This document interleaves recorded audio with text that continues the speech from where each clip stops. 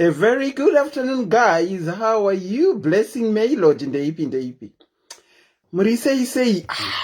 Takange tati tinouya masikati ndandatokangano.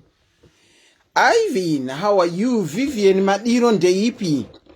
Angela, Esi Muchingura, hi tete. You were not first apparently. You are number 45, Esi. Chrisel Chikore, ndeipi. Maskwera sei.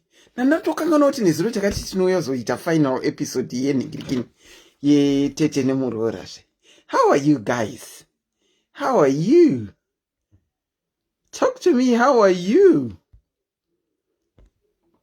Julie, my boys, how are you? Tariro Chipo, how are you? Max Masibanda, Maiwa Doi, Esther Million, Sifelani, Primrose, how are you? Guys, muri say, Precious Daisy, Lucinda, how are you? Akoma ninyakisha iska music, you know it.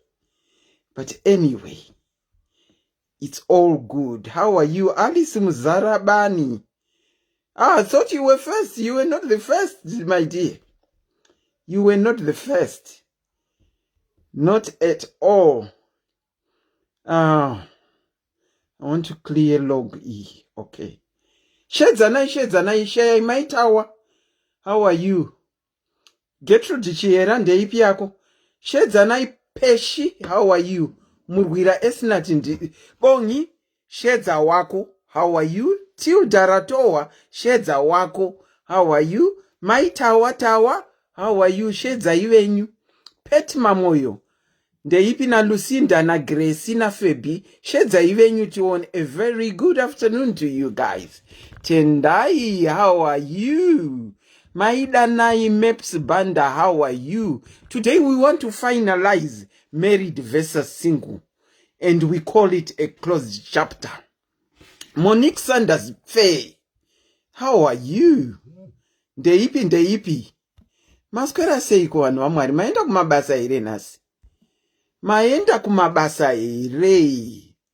Tipirei chinzwezve, maenda kumabasa. I'm trying to pin number 7748 33 08 330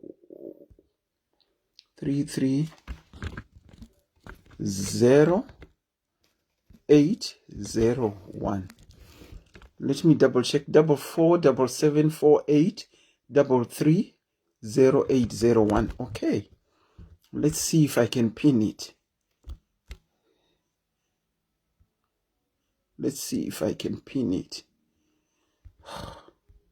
Kuenda kupi futi manje so iyo, and then pin.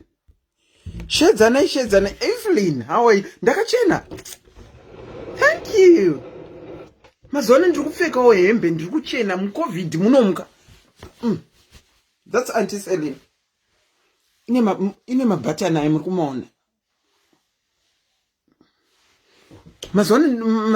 Mazone ndakuita bheki ukukupfeka because of my life. Because of COVID. Tandiri kuswera takagara kumba, especially the beginning of 2020. It was lockdown, proper lockdown for sure. Proper lockdown. Valerie Nyika, how are you? Muribo boy wedwe. Muribo. Maskwera seiko. Babiana.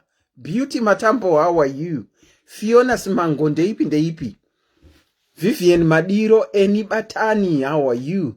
Taleda Mpofu, how are you? Julie Maiwe boys. Me loving this series, Auntie Selena. What's the next series? Is Alfred. I'll get to hear what you want us to talk about. I only talk about what you guys want us to talk about. Sonia Banda, how are you? Ndiudze kuti muda kuti titaure nezve Beulah Dick, how are you? Netsai Angeline, how are you? Mukandiudza kuti muda kuti titaure nezvei. Ndozvatinotaura nezvo izvo. Zororo Mufudza Pake, how are you? Muri kuluka and say, oh, thank you. Ndiri kuluka. akomana ina handisandamboendeswa kuscreenshot association. Kuscreenshot association handisandamboendeswa. Ndofunga ndikaficha kuscreenshot association ka ndinopinda Emilia Mutsando. Ndaona wainvita wako. Ndikaendeswa kuscreenshot association ka zvokwadika ndinoadhimitwa kuhospitari chaiko. Patricia Muganu, how are you? Greetings to you too. Pretty Sheronisa Alice Mzaraban. Ansandaona wawashedza Engineer Matanga. Andina kuona wawashedza. Shedza wako wewe muda ungonzwa nyaya mega. Musadaro wedwe. Sandra Madenyika. How are you? Is this Sandra Madenyika Maiwa Brian? Is this Maiwa Brian? Diana Moyo. Ndeipi. Vimbai Banda. How are you? Mevi Makuyana. Auntie Selina varibo. Vakangomirira kuti imi mushedze vamwe chete. Teresa Govu.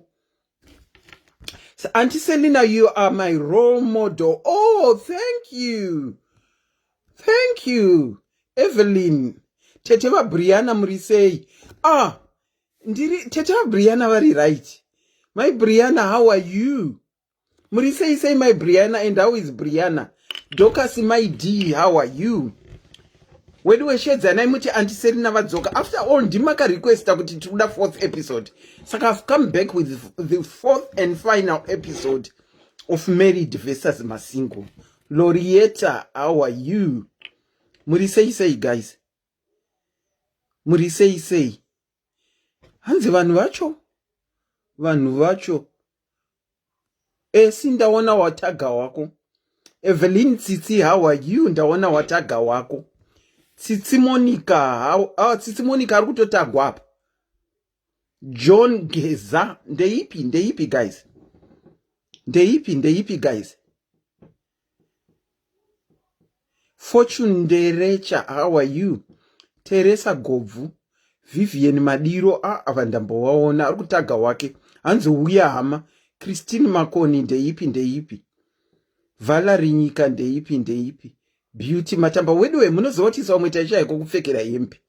Taito shayiko hanzi ndaifunga kuti shadi kudi. Tadzoka Christine Makoni, tadzoka maswera sei. Beauty Matambo, how are you? And the next episode, Zimbabweans in Africa versus Zimbabweans overseas. Diasporians murukuti shora too much. Sis Melly wakamboita one. Sis Melly wakamboita one. Murukuida futi. Clara, how are you? Edis. Murukushorwa naniko. Murukushorwa nani? Ndiudzei kuti murukushorwa nani tidile nawo. Murukushorwa nesu here. Taita sei. Emma Mafumo, how are you? My P Nika, how are you? You know, you guys, you bring me joy. Tichiri pa 180. Saka atirungotaura papa nakwatiri kuenda kana musingatage vamwe. Majori Chitembwe, how are you? Ndofunga maskati vamwe vari kumabasa. Kesina, how are you? Kana vasipo tomboti mire mbichana tozo. Kesina Tsanyau, how are you? Urisei Kesina. Jean Nazare, how are you? Yidha Manyimbiri, ndeipi, Monica Ndlovu, Nyarai Chitra, Janji, sei, Munemo Charity, ndeipi, Ketina Kanyemba, urisei, Guguletu, Utini. Murisei, maskwera sei wedwe, maita kumabasai, madzokai. Vari married, mabikina ana baba breakfast rerudzi. Masingu manozvispoila here ku Wimpy. I remember eating breakfast at Wimpy and I used to love that. Tracy ndeipi. Chenjerai Mugodi ndeipi. Majori Chitembwe. Lee Maitabo Ndlovu. How are you? Memos, how are you? Ediza ndeipi. Painata Tawani. Betty Bap. Betty Bap, please, Betty Bap. Babiana ndeipi. Ndaona washedza chiedza tauchira. Evidence chatiza waswera sei. Maswera sei kuvadikani takuzobva totanga vamwe vanouyawo zvavo. Ndofunga mashows emanheru ndiye anoita popular. Maipilo muri sei tambu mandizvidza ndeipi wedu wei. Betty Babs ari kushedza vanhu wedu wei. Ari kuripa zvaakaita musuya zvokunyora comment stati tinoda kuita minute of silence. Forget Belinda ndeipi wedu wei. Hello. Wave uyo, I will wave back. Christine Makoni, Georgina Ndongwe, ndeipi. Messi Pike ndeipi. Ashley Muyambo, Alice Kani. Muri sei guys. How are you guys? Zanile Bebe. Anna Mudzinga Nyama. Alice Tsitsi Muningirikini. Ari kumhanya maningirikini acho. Rachel, how are you? Paina, how are you? Ediza, how are you? Lucinda, how are you? Okay, before tisati tatanga chirongwa chedu, let me just take this opportunity as Auntie Selina, as one of the admins on Sis Melly's Diaries, just to thank you so much, my diarians. Kwatabva ndokwa akuri. You've been rallying behind Sis Melly's Diaries in a great way. In an unbelievable way. Whenever we have come out with a story to seek help, you guys have been there. So on behalf of Sis Melly Mbune, the admin team, Yese Rayo, thank you so much. Because without you guys, we would not have been able to do what we have done. So many stories have come on the platform, and so many stories have been made happy by you guys on the platform. Rambai muchita moyo wenyu wamina woiwoyo. Rambai muchipa kunyangwe kwa muri ikoko. Even things like Adopt a Gogo project that we have, it has been doing very well. The Adopt a Gogo project is a project yakango initiate kwa kuti kuna ana gogo vakawandisa vari kunzoku, vamwe vazhinji vakafirwa nevana. Vasitorina kana vana zvachose. Saka ana gogo vakaadoptwa nemadiaries. Kupera kwemwedzi kwega vanotariswa nemadiaries, vachivapawo tumaneeds twavanenge vainawo sevanhu vakungotarisa vadzukuru. Saka thank you so much guys, thank you so much from the bottom of Sis Melly and the admin team. Thank you so much. Hatigonenemi nezvamunoita. Whenever we make a call, amumbotinyadzisi, amutinyadzisi. And we by all means try to come back and give you my updates of the things that will be happening. Sometimes mungoana takanyarira kuti zi atisati tapedzisa project iri kuitwa.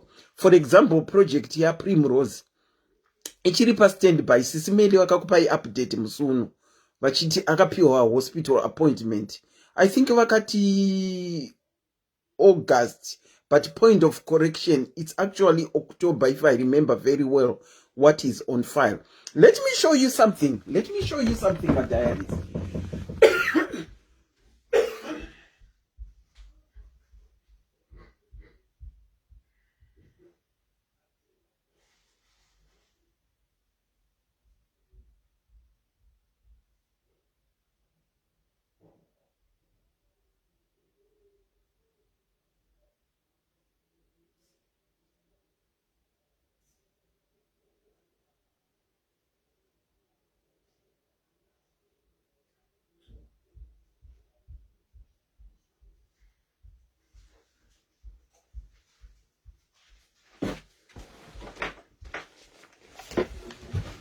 Okay, I'm back.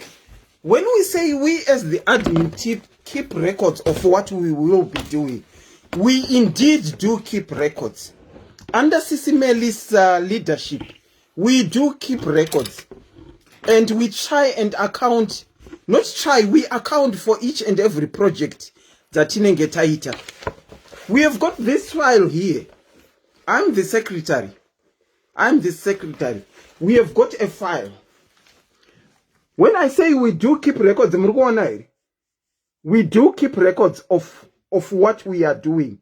If we have a meeting as admin team, we do keep records. Let me take the first page here. Okay. On top, file record demarcate into these. We have got my projects that are on file. All the projects that we have ever done since the inception of Sis Melly. Trukupinda program yedu manje, but I just thought I would show you. Hi Petty Mangoi, how are you? We have got my projects. The second part is finances. I'm not taking calls as yet. The second part is finances. And then the third part is my minutes. Whenever we have meetings of my admins discussing things that are ongoing, we do have minutes. We have got receipts of things. We do keep my receipts of things. We have got other things that are on the file. Saka, when we are doing things, when we say we are doing things, we do mean it. Some of the things I can't show Panemazita Evan. Let me find something.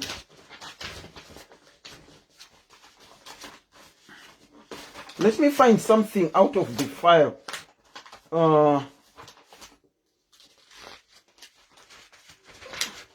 That I can show you. Can you look at this? It says Sis Melly's Diaries Projects Presentation Year 2020. Saka, for the year 2020, I've got my projects are year 2020. I've got first, second, my project SI.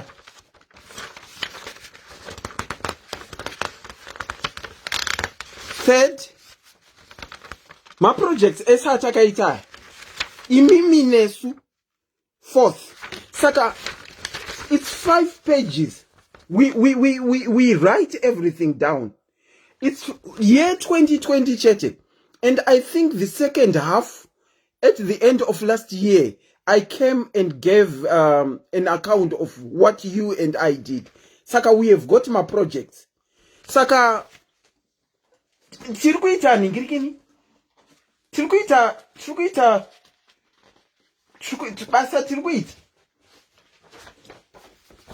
When I say my minutes, I don't want to show my names. When we do meetings, take for example just this one. My minutes of a meeting held on a particular day. My minutes of a meeting that are held on a particular day. Let me show you some other things. I just want to show you what we do behind the scenes.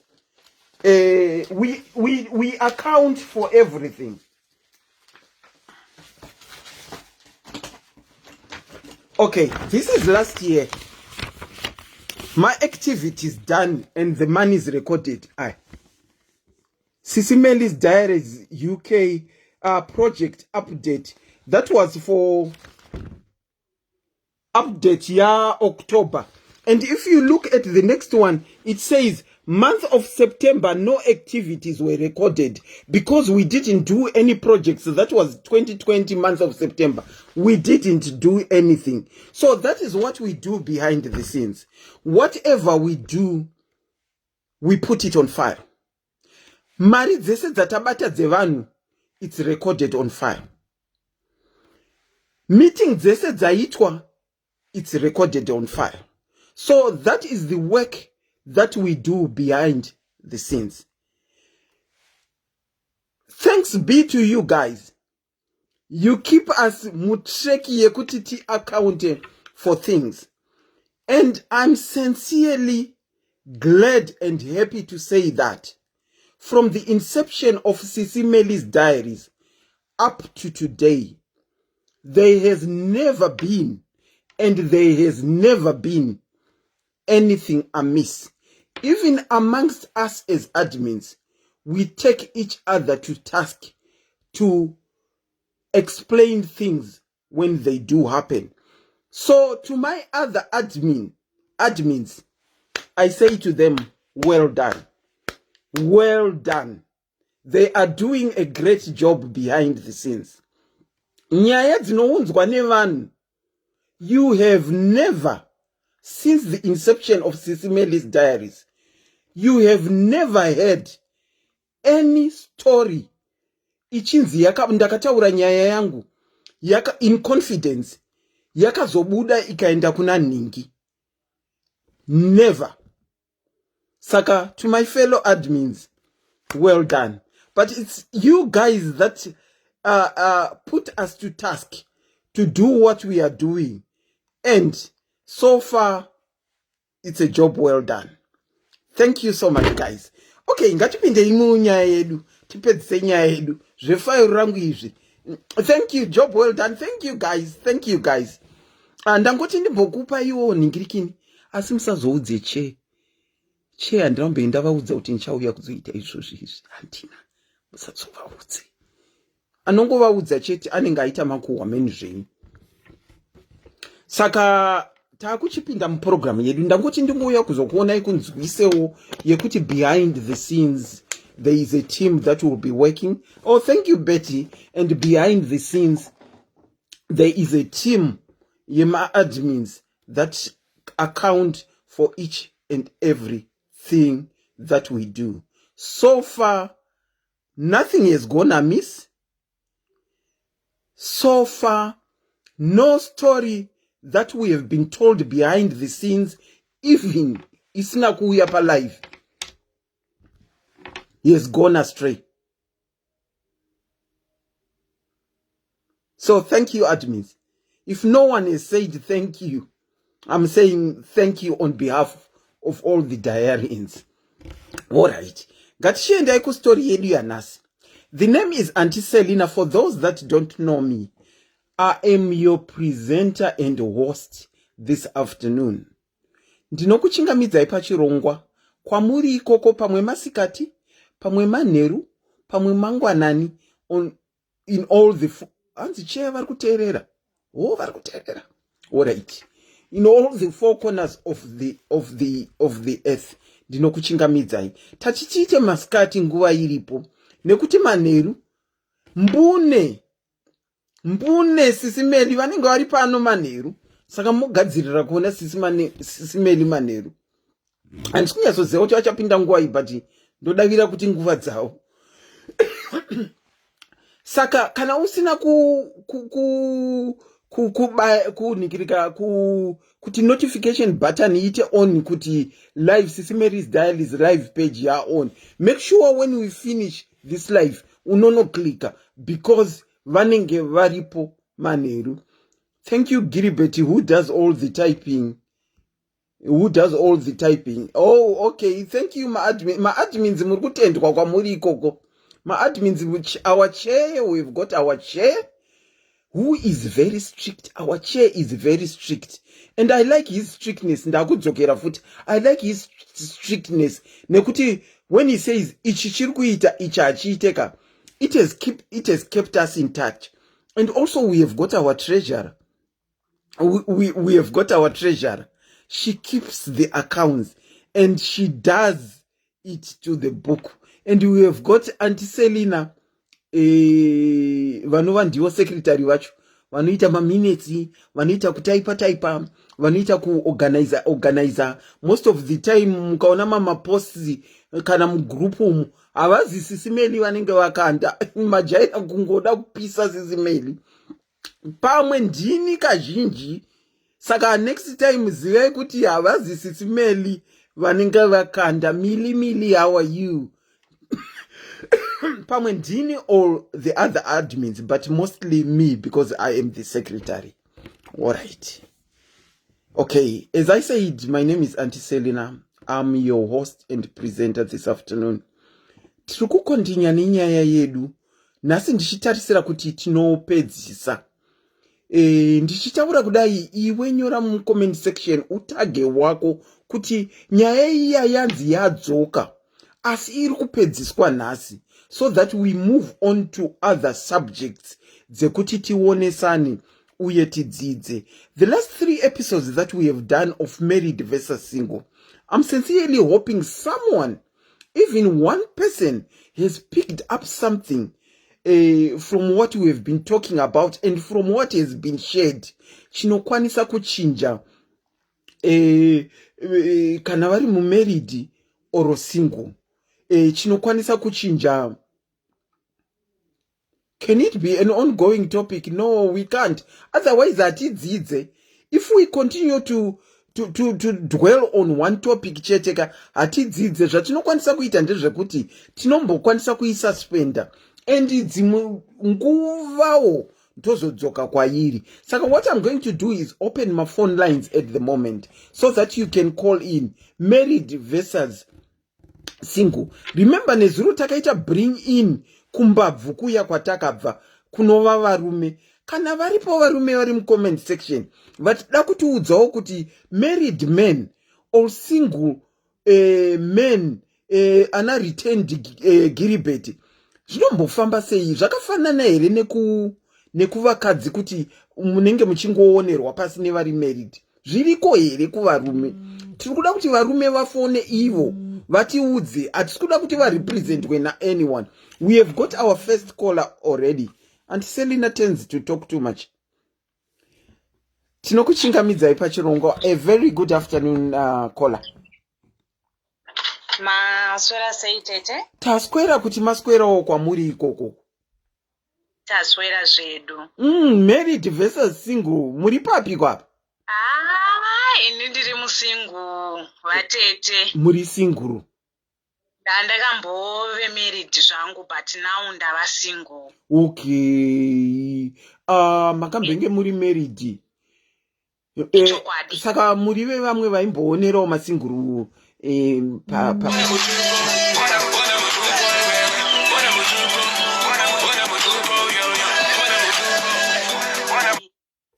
handina kumbobvira ndatarisira musinguru pasi. Okay. Handidi kureva nhema. Okay. Asi kuti musinguru ndiye wakanditorera murume. Musinguru ndiye akakutorerai murume. Tipirei tinzwe kuti makatorerwa murume zvaita sei? Ndakaroorwa 2013. Saka ndakaroorwa kutonobvisigwa chaiko. Okay. Saka murume wangu haana kunge tichiri mumarriage kudaro.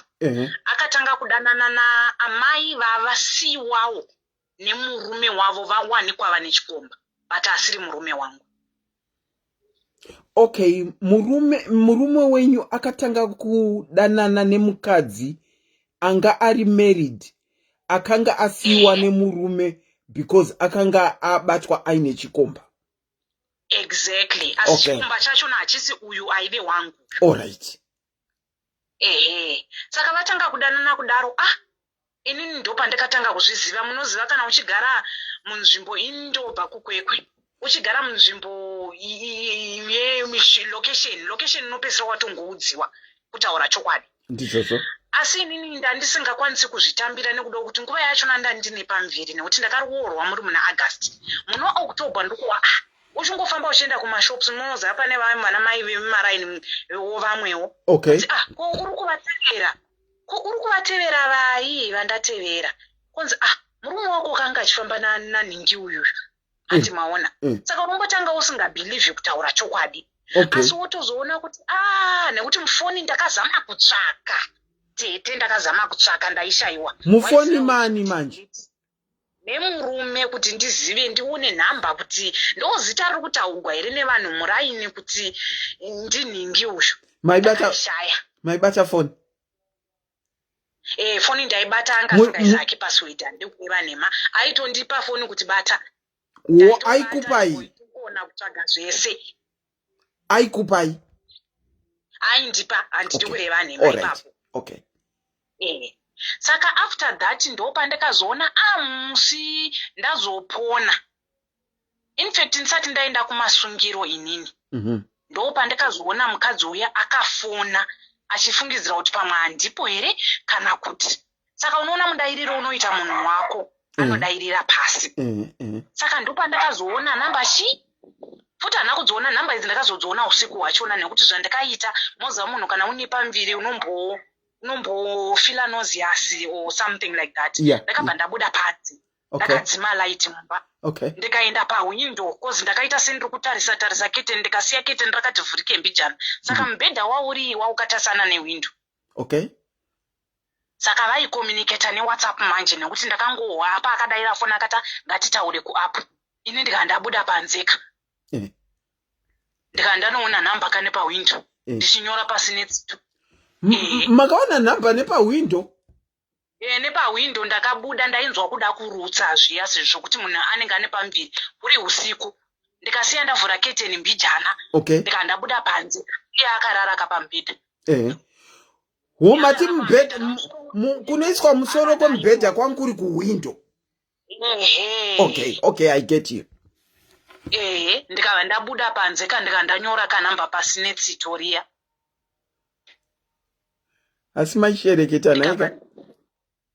Aiwa ndaimbozama unonge uchitiwo ukaimba imire naye Ndizvozvo. Saka ine vamwene handinakwanisa kuvaudza kuti ndo nyaya dzaiitika. Asi vamwene vangu vakanga vaziva kudhara nyaya nekuti mukadzi uyu anga aigara panext nemurume aishanda navamwene vangu. Saka vamwene vangu vaigara vachiudziwa nemurume kuti mwana wenyu kwaari kutambira uku. Kwari kutambira uku madii kumutsiurawo. Saka vamwene zvakavaremera kuti vauye vandiudze inini. Saka ndopa vakazondidana. Vamwene? Vakandidana. Vamwene. Vakandibvunza kuti uri kugara sei? Ndikati mama ini ndiri kugara zvakanaka. Iyo nyaya yekurairiswa nanatete kuti haudzi nyange vamwene nyaya dzako kana umwe munhu handinambosheya neumwe munhu. Saka ndopandakazovabudira pachena vamwene vakati ivo ndo vakatozondiudza chokwadi vakati baba nhingi vanogara panext naamai ava. Saka vandiudza zvakati chokwadi here nekuti angasara ari kumba murume angasara ari kumba. Aiti zvoni paanenge ari pamaofu paya aidzidziswa pane munhu aimudzidzisa kudhravha traki. Saka aingoniti ndiri kuenda kutraki kuya. Apa nhumbu yenyu ndeyekutanga? Ndeyekutanga. Yairi mimba yekutanga. Saka manje ndakabva ndasheya navamwene ndikandavaudza. Vamwene vangu neshungu nehasha nekuti murume wachona ndiye anga ari first born. Vakabva vaenda vakambonorova mukadzi uya uya. Vakanombonomuzama. But zvakashaya zvakashaya basa vana havana kurambana. Akatoriwa zvekunoadmitwa. Navamwene vako? Navamwene vangu chaivo. Saka aiti paakanoadmitwa kuchipatara. Kola volume yenyu yadzikira sei? Yadzikira here tete? Maakundinzwa? Takukunzwa imanje.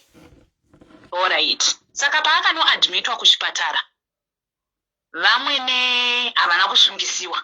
Kozi murume akabva aenda akanati manje ukasungisa mai vangu zvigozoita sei kudii. But vamwene vaizama kutaura chokwadi munhu anga ne problem murume wangu. Alright. Aive murume wangu kwete kuti murume wangu aive murume wangu. Zvekuti akatsamwa zviya zvekuti wakaudzirei vamwene nyaya dzese idzi zvekuti takagara kusvika 2 years tisingarari tese. Makagara mese pasina chiri kuitika? Pasina chiri kuitika tichirara tese mujira rimwe chete. Yanga isingamire here kana kuti? Zvaitoita dzimwe nguva aiti iye paanenge achida inde ndisingadi inini pandoda iye anenge asingadi. Saka tatangogarisana takadaro nemwana wedu. Saka manje after that akabva azosiyana nemuchembere uya. Muchembere uya anga akuitawo vamwewo vanhu. Ndikandafunga kuti panapa ndakuzosvagira zvirwere. Handiti. Abva ipapo adanana neumwe musikana zvefutizve. Aine musikana. Apa aidanana nevanhu vemunharaunda. Saka ndikatoona kuti ini ndinda kutopenga. Ndichiteererana nevanhu ava. Ndonobvunza kuiwe ndikatoona kuti ini ndini ndikaita benzi. Saka manje zvandikaita kutaura chokwadi vatete ndikaona kuti ndandaneta.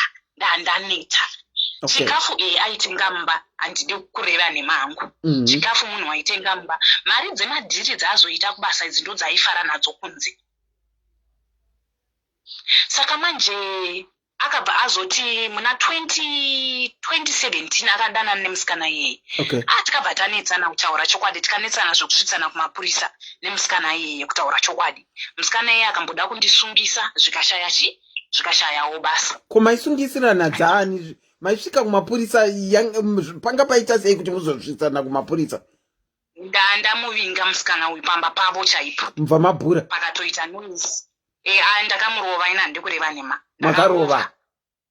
Ndakarova kusvika murume afonegwa kuti uya nhai utore munhu wako uyu zvaachakuvadza munhu pano. Saka chakaitika futi ndechekuti mai vemusikana uyu vakanga vaine BP. Saka vangoti rabada kuferi vachiona mwana wavo achirowa. Saka manje takataendesana kumapurisa akabva handina kumbosungwa kana kufarirwa. Asi chakazoitika ndechekuti akasiyana nemusikana ye akatsvaka mumwe zvefuti aita akasiyana neumwe otsvaka umwe. Ndikaona kuti pano ndiri kupera. Apa kuti ndiite business wo ndishande anga asingadi. Ingaona angari hula ludhocha iyo. Chaiyo isiri yekutombofungidzira kana kuti kudii zvaitozikanwa. Apa munhu anga ari popular zvisingaiti. Aita nezveiko?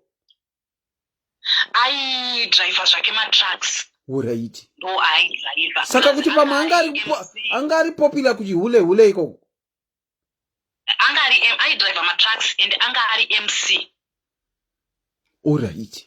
Saka munhu kumapati nekumichato. Saka munhu aitongozikanwa munharaunda yedu kutoti kune munhu adunzinji. Saka obvious kana uri mukadzi wanhingi vanhu vanodii? Vanokuzivawo. Asi munhu uya wokuti aiti tikati akaenzi MC kwakati ainditi hande tose.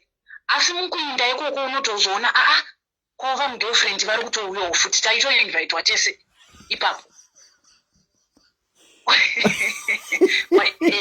Waitoona kuti nditi vainvitwa here kana kuti vaingouya zviya zvokuti vanenge vatoudzwa kuti mai guru variko vobva vatorega ndini handizivi kuti dzadziri nharo here kana kuti ivo baba ndo vaitiwo uyai. Asi inini kuinda ndainda nababa ndanisingaindi ndoga.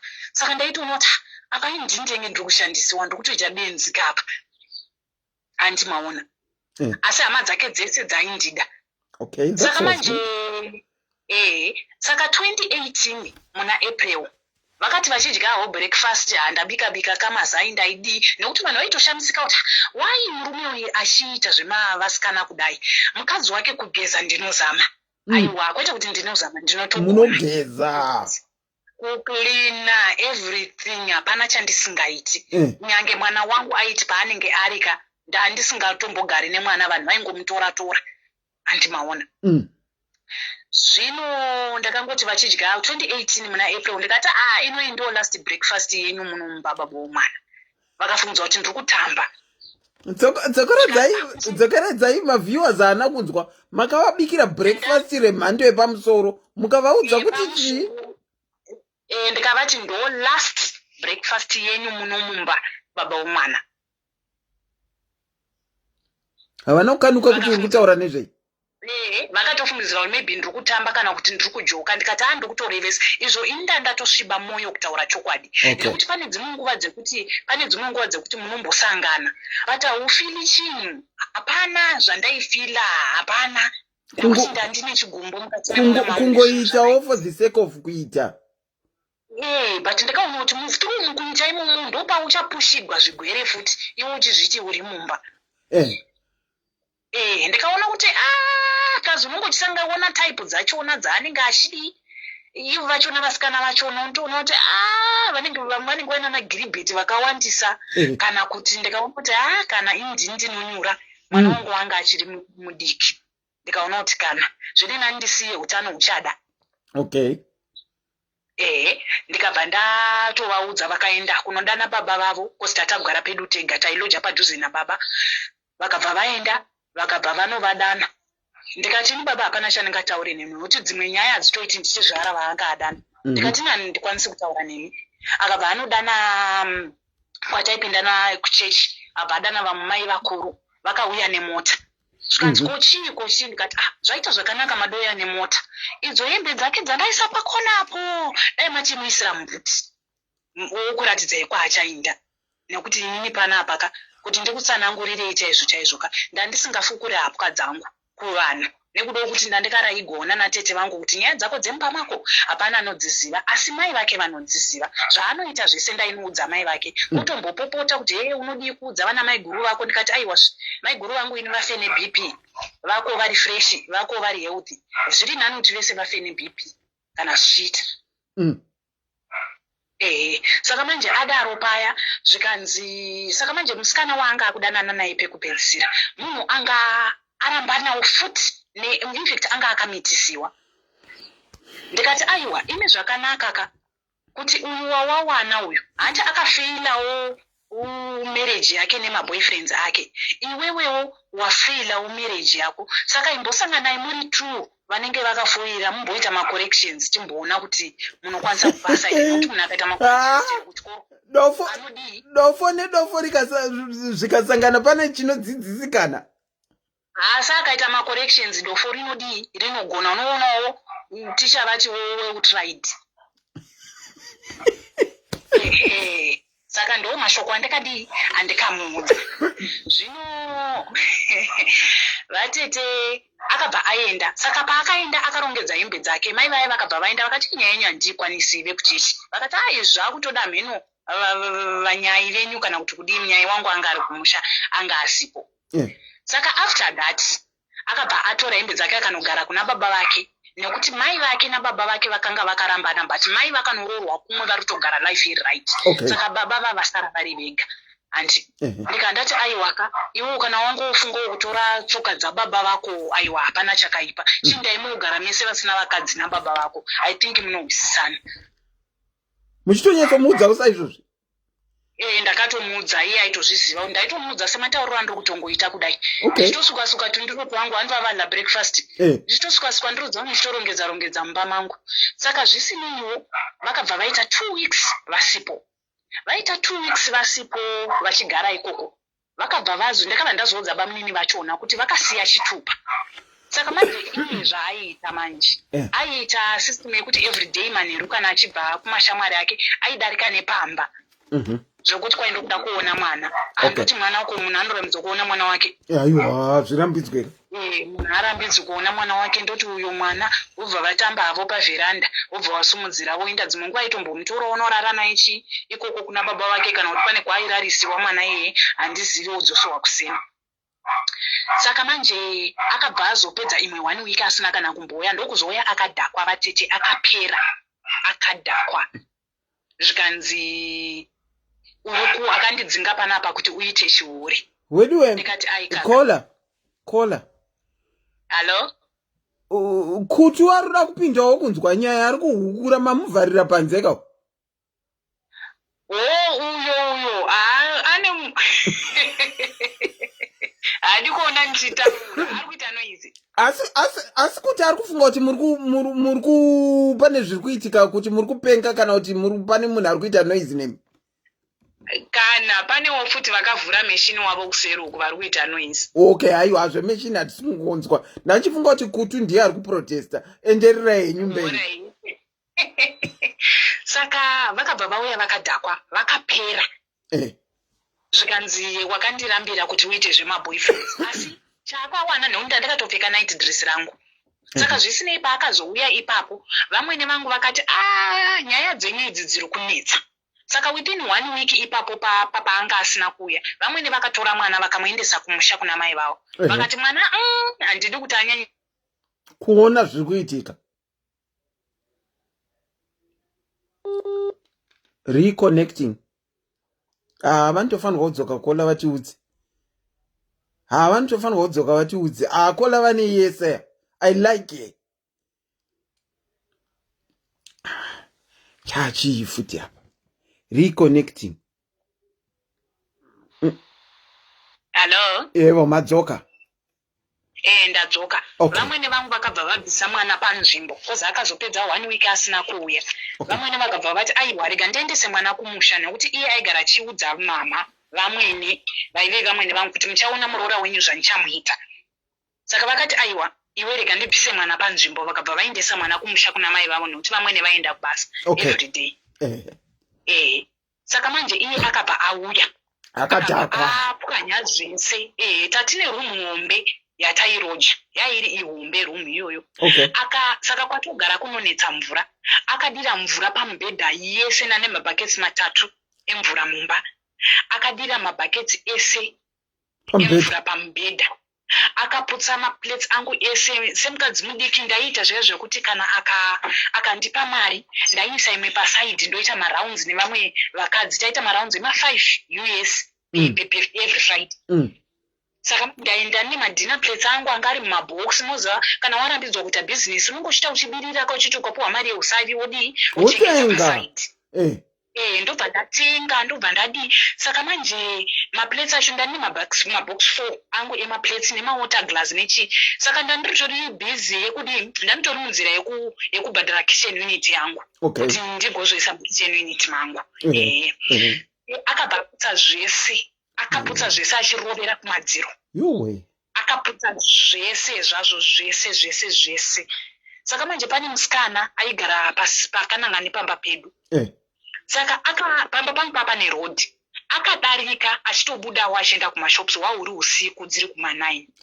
Ndokunzwa mumba muri kuputsiwa zvinhu. Akamhanya kunodana nekuti next pangu paigara boys dzega anga ari ma-students. Akamhanya akanodana akati saundi yandirikuwa mumba mumuka umu pane zviri kuitika nekuti inini zvandakaita manje. Ndakati paakapinda achiti wakatanga kuura kudii ndakabva ndapaya rekodhi. Ndikabva ndaisa pamusoro pewardrobe. Foni yangu pamusoro pewardrobe ichiita rekodhi. Pamusoro pewardrobe ichirekodha. Ndo zvandakaita. Saka inini handina kumupopotera, handina kumboimuita sei. Saka manje aiti achiputsa zvinhu zvangu ndoti maiwe ndoridza mhere ndoti usandiuraya kani. Obva ati nhasi ndoda kukuuraya. Ndoti ndokumbirawo kani kuti usandiuraye nhai vedu venhai ndokumbirawo rubatsiro. Ini pandaigara ndandiri 1 vekuseri vavasipo vaigara kumusha. Saka manje boys dziya dzakazengurira kuuya vakati zvenge zvichiitika umwe hatizivi kuti vanhu havangani havana kutozivawo kuti vanhu hava vari vangani mumba nekuti noise yacho nemaplates iya yakawandisa. Aiputsa zvese achivhura achiputsa achigwedebudza achiita se izvo rekodhi iri kurekodha pamusoro pewardrobe. Saka zvisinei akabva abuda akaita 24 minutes ari mumba mangu achiita zvaanoda. Saka naikola ndikubate. Saka muchine recording yacho here? Recording yacho nandichiri nayo iri mune imwe foni asi yakati ife zvayo ndichazosendera Sis Melly. Alright, okay. Muwasendere tirakumbonzwa mundise kana neni ndisendere iwo ndiri kuida kuinzwa. Hande hedu mberi kona. Foni yangu Saka manje adaro paya murume uyu. Akabva apedza 24 minutes. Achiita zvaaita handiti. Akabva abuda akabva aenda. Ndikandafonera baba vake. Ndikandati munhu uyu auya akadai. Baba vachona ndokutomhanya vakabva vachiuya nguva iyoyo. Izvo iye akananga kumba kwavoka. Baba vake paakatozosvika baba ndandatowafondera ndavaudza. Baba vakabvunza kuti ko wasiya waitei kumba kwemukadzi uyu? Akati hapana zvandaita. Baba vakauya vakawana zvina kumira mushe. Baba vake ndonyakunditi akuda kuripotegwa kumapurisa ari kuzviitisa kunyepedzera kuti akwanima. Zvisinei ndikandafonera mama vakabva vati wanyanya.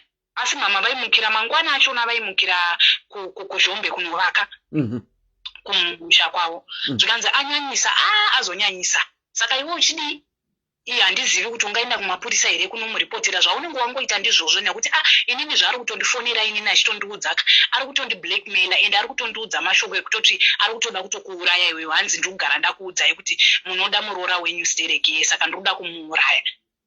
Saka mama vakati enda kumapurisa. Asi hapana wandikaudza kuti ndadii ndakarekodha hapana kana wandikamboudza kana munhu hapana. Ndakabva ndaenda kumapurisa ndikanoripota nyaya yangu kumapurisa ukabva vati zvisinei nekuti pane plate yakandorova panzeve apa saka nzeve yangu yaisisanatsarwadzi nekuti ndaivhika so aingopotsera zvikanzi pakuda medical report.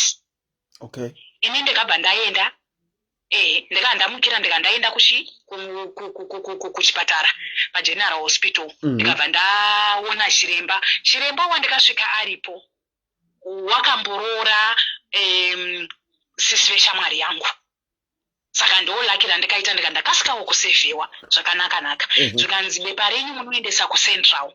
Ndaendesa kucentral bepa irini handina kuziva kuti mupurisa wandasvitsa kucentral ndibhururu wake wemurume uyu ndokubata foni ndokuudza bhururu kuti iwewe mudzimai auya panapa ane medical report zviri kufamba sei. Zvikanzi hamene kuti vakatsanangurirana kuti sei kana kuti vakadhizana kana kuti vakadi medical report yakashayikwa. Medical report yashayikwa ndakaona ipolice station yekukweke ipolice station ipi mukweke yekukwekwe kucentral ushayikwa kucentral kwacho yekukwekwe ndokwakashayika medical report ndokwandikaenda zvisinei ndakabva ndazoripota first police station yandikatanga kuripota munharaunda yandinogara ndisati ndanzenda kucentral. Ndakandadzoka kwava ndikati nyaya yangu ndakaripota musi wakati ndakaendesapo uyu medical report yavati vari kuda. Saka inini handisi kuziva kuti munhu ndingomona chimberereka ende ari kutoratidza kufara chaizvo saka handizivi zvikanzi makapa ani mwinini munhu uyu ndaingomuziva zita handiti ndakapa munhu ainzi zvakati zvikanzi alright zvisineiwo ndakabva ndamirira 2 days ndikabva ndadzokera kucentral ikoko ndasvika ndikati ndokumbirawo ndakabva ndasvika ndakachinja dressing ndakapfeka mashedzi kuitira kuti uya asandione nekuti uya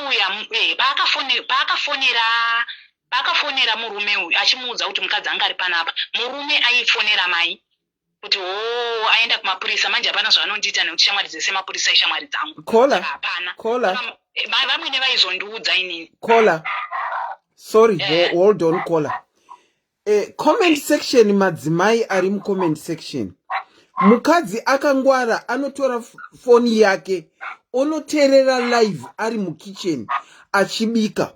Haungogara kuti zete pamberi penhingirikini pamberi pelive ini ndatobika dhina yangu. Haungogara kuti zete pamberi pelive ndaona vazhinji vari kuti nhasi tinobika here. Takura foni yako uende kukitchen unoita zvekubika. Hatidi vanhu vanozonzi vari kuteerera Sis Melly's diaries vasingabike. Vakangwara hatichitofambei tiende kukitchen tinotanga kubika. Sorry caller, you can go on. Okay. Saka ndakabva aiudza vamwene vobva vandiudza kuti zviri kuitika zvakati ndiri kukuudzira handisi kukuudzira kuti ndikuvenga mwana wangu but in case of tomorrow pakaitika anything iwe wane kuudza hama dzako usanyarare. Ndikati alright amai hazvina kuipa nekuti mama vava kutofinikana neunhu hwake sekuti ifirst born vaidawo kuti agarewo mumarriage zvakanaka plus vaimugara vachimukurudzira kuti handidi kuti uite zvakaita baba vako but ndotsekwa dzaakazotevera. Uyo anga asingarove hake baba vake vairova uyo anga asingarove chikafu aitenga ndopava vakatisiyanei zvavo. Saka manje adaro inini ndakabva ndadzokera kucentral ndakapfeka mashedzi ndikati ndokumbirawo kuona mukuru wepano. Ndopa ndikaenda kumukuru wepapo ndikamutsanangurira nyaya yangu zvakanaka zvikanzi makapa hani mapepa ndikandatsanangurawo ndakapa ningi uya afoningwa mupurisa uya anga asiri pashift yeyo musiwo zvikanzi ari kuuya mangwana makuseni ndo shift yake zvikanzi mimi 7 o'clock ngai muri pano 7 o'clock ndavapo abvunziwa ndiripo zvikanzi handiziva nditombovazivi mai ivavo havana mbobvira vauya pano. Ndikati aiwaka date nenguva ndikandavaudza ndikati ndakauya panapa.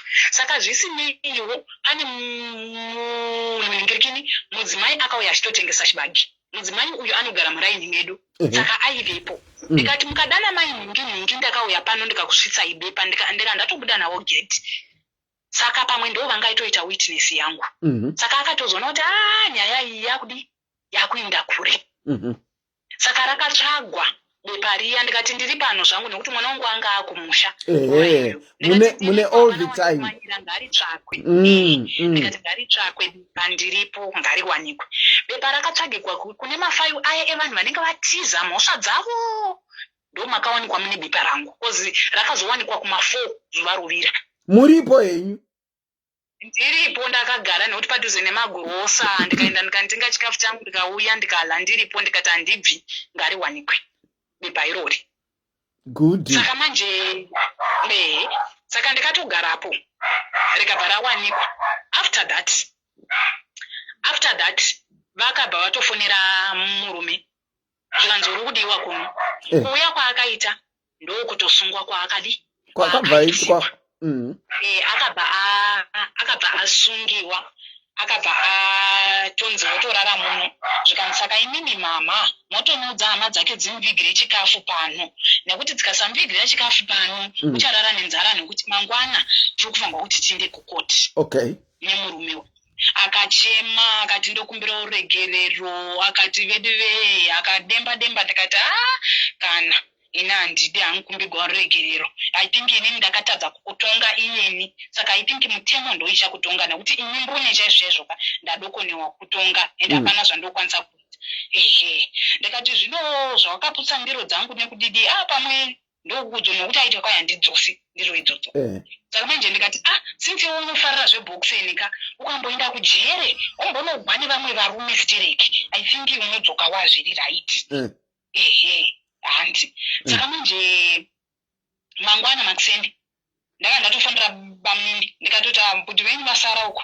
chivavigiraiwo chikafu vakabva vatomanya vakatonovavigira chikafu saka iye manje kufonigwa kwaakaitwa akatofonigwa neshamwari yake nekuti bhosi vemapurisa vakati iwe chifona dana shamwari yako iwe vakabva vafona nefoni yebasa zvikanzi bhururu svika kuno uri kudiwa kuno saka iye akangouya achifunza maybe handi bhururu wangu kauya uyo anomutipira nyaya yekuti mukadzi ari panapa anga akatopfeka akashoti zvake nezvimapushi nekavhesi waipisa wanikwe njema dzatomwa paya njema dzatomwa akabvunzwa kuti wakadai zvika handizvizivi anonyepa uyo asi kuziva kuti rekodhi ndinayo handizvizivi yaanonyepa uyo anenge achindinyepera ndiye akatondidzinga pamwe aida kuita zvechihure zvikabvunziwa kuti wakaona here anyone wanofungidzira kuti anodana naye handisati ndaona but kutonidzinga kwakatondiita which means pane zvaari kuda kutoita ndikaramba ndakanyarara ndakapata kafoni yangu ine zviumbo hwese hwakakwana zvikaima amai mangwana moyo makapfeka fomawo nekuti koti hakupindwi nemunhu anenge asina kupfeka fomawo mai mukapfeka fomawo yenyu nekuti mangwana kukoti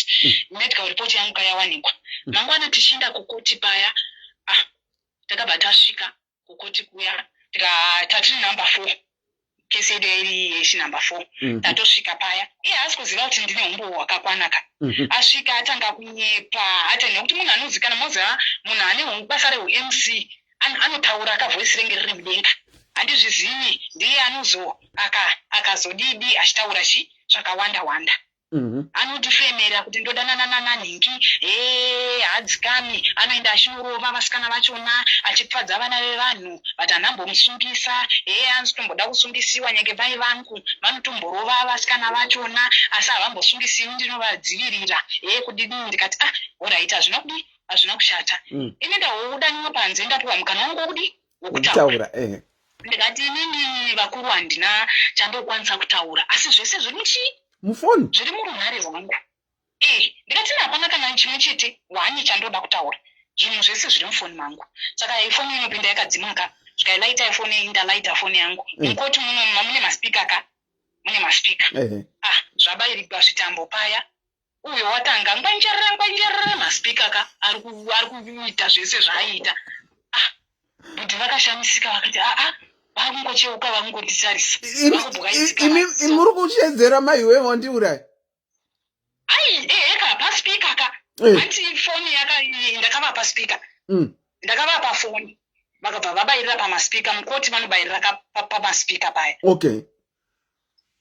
saka vaiteerera zvese paaiputsa maplates vachidii vachiita sei handimaona zvese 24 minutes tirimo munhengirikini vachiteerera kubva pekutanga kusvika pekupedzisira vachiteerera ndimi here nhai mukoma kana kuti ivoisi renyu pamwe tekinoloji misodzi yaya yadozara pahembe zvese kani nemadzibwa angazara neniwo ndaakuchema mukoti muya mwoyo unongohwa tsitsi makuchemawo futi ndandongochemawo ndichingoonawo oza kuonawo nyenge munhu wako achingodonza musodzi haisi nyore taura chokwadi haisi nyore mukati munhu wenyu asi kudonza musodzi kwandaitaka mumwoyo mangu maingoti handidi handikusiyi chete ndatopinda mukoti imomo ende hapana chichachinja handimaona saka manje ndakabva ndabvunzwa kuti ndekekutanga here kana kuti kukudi kokuputsira zvinhu nokuti ndo zvinhu zvandakamusungisira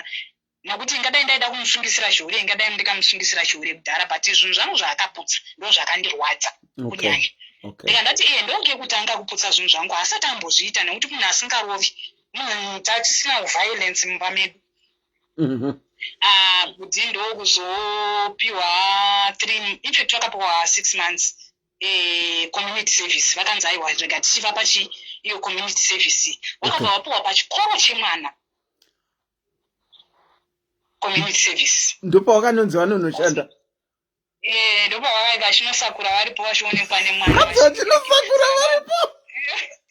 vachisakura kavachionekwa nemwana pabreak saka vavonyepera vanhu kuti kwai handiri kushandira mwana anomaziva kuzimbabwe ukashaya mari unokwanisa kunzi uya ushandire school fees yemwana ndikushandira school fees yemwana ndaiudza vanhu kuti musanyepegwe anogoda kunyeperei taura chokwadi ndaidoudza vanhu kuti aiwa vanogonyepei kuti ari kushandira fees yemwana haisi fees yemwana saka mwana aitoziva kuti pabreak andoenda pasi pemuti nababa wake ane lanchi yake baba vachidlawo mipingini uyu yavo mupako wavo vanenge wapiwa vanenge vabikirwa utine pachikoro ipapo saka mwana aitoziva spoti kuti everyday pabreak ndonanga kuna baba kozi mwana anga adzoka kumusha nekuti nyaya yangu yakanonoka handi akaendeswa kumusha namama pakavhura chikoro mwana akabva adzoka saka manje nyaya yangu yakazoprosesewa mwana atodzoka saka ndo zvakaitika izvozvo saka since 2018 up to now vakazoitawo community service yavo vakazoitwa 3 months vakazobvisigwa yakazvinjuswa saka vakangobuda ikoko vakunanga kubotswana ndo kwavari zvavo izvezvi ndofunga dzanyadzi here kana kuti kudii hamino saka mwana aripi mwana ariko kumusha mwana ndakamusiya mwana arikugara kumba kwedu inini asi every weekend anoenda kumba kuna gogo vake kosi kungokwira kombi 1 okay saka iwo baba munombotaura nawe vanogara muflati saka vakati ndakaona kuti mwana agare muflati kozi ane musikanzwa muzanga vakomana saka every weekend anoenda kuna gogo vake achinovaona alright saka ndokwandikadii inini kuzouya kwandikaita kunuku vakaenda kubotswana baba havana kumira kutenga chikafu okay havana kumira nekuti vaiona mararamiro aita mai vavo vasingatengwi chikafu nababa baba vaiti vakahora voenda saka iye mwoyo wake haanambobvira nekuti aigara shaura kuti nzara inorwadza ndinoiziva saka ndaitoziva kuti daikwira every month vaitumira chikafu plus vaitiwa pressure namama kuti tengera mwana wako chikafu ukada kuraramisa mwana life yamukararama hazvibudi zvakanaka handiti saka aitenga chikafu otumira hake asi ndakazvibvunza Sis Melly kuti ndichasvika rini ndichitengwa chikafu neumwe ndizvozvo ko musi waasharegedza kunditengera chikafu ndichaita sei mukati meupenyu saka ndakabva ndazofunga ndikati no munhu uyo anokwanisa kuzoitawo umwe Abigail wake Abigail womuchinja njere dzake dzekuti hauchengeti mwana iye hatizivi zvinoitika saka manje ndokuuya kwandikaita kunoku ndakatopiwa mari navasisi vangu inini ndikandatomufonera mama ndikandatovaoneka vamwene vaive vamwene ndikatoudza kuti aindafunga kuti ndiende Joni ndiripilesveka midziyo yangu yakaputsiwa vakatomboti unofangwa kutenga nekuti ikuvhinyeke ikoko koti vakamupa dzimwe 6 months kuti unofangwa kuti uchipedza community service wobva watenga zvinhu zvemudzimai kana ukasazvitenga anouyawo repota back ndopatosaka manje ndakangoona kuti mazuva zvimwe zvimuka at least punishment amboiwana saka manje ndomararamira andikaita ndokuzoya kwandikaita ndikauya kuno kulast year 2020 muna January ndokuya kwandikaita kuno kwete kuti airega kutenga chikafu aitenga fees aito even nge mama vamwene vaive vamwene vaiti vakawana kadiki kavanenge vawana votofona kuti ngatisangane pakati kana kutuma mota basi. Oh, that was nice. Up to now, aitumira hake every month asi paanenge azviwanira anodi anoendesera mwana wake. That was nice. That was nice of your mother-in-law. Even baba nyakubereka murume wenyu ex murume wenyu, that was nice of him. And even iye kutengera chikafu kwaanoita mwana even up to this point, well done to him. Ane chihuredo chake chaive nacho asi ari kurangarira mwana wake nekuti hadi kuti mwana wake apinde munamo. Ko zvino masingle zviri kufamba sei musingle? Mune machallenges amunowana here as a single woman? Tanzwa emarriage yenyu kuti zvaifamba sei? Mune machallenges amunowana here as a single woman? Ekuonerwa kana pasi nevamwe vakadzi vachiri married. Indinoona kuti kana uri musingoka kana wagara uchingozvigezera sezvandaiita aindiona sekuti hapana kutarisira, maybe kana vachitarisira pasi zvandisingaoni kutaura chokwadi nekuti ini ndiri munhu ane keshtoko.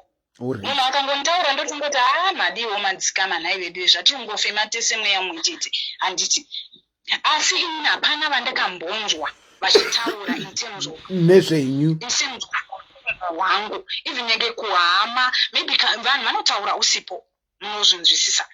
Vanhu vanotaura usipo uye ndakaona kuti vanhu vanonyanyisa kuzotaurwa ndevaive kuti aine murume nekuti pane varipo vanhu vanosangana nemasituations ekuti murume hatengi chikafu, murume hapana zvaanoita, muri kunzwisisa.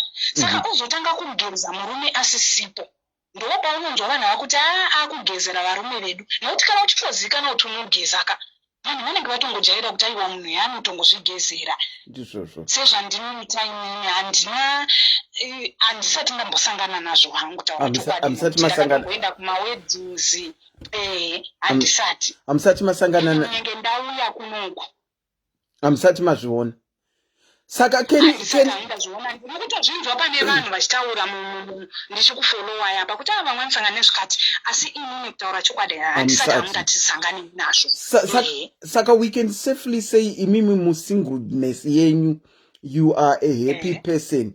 If you were to, are you considering remarrying again?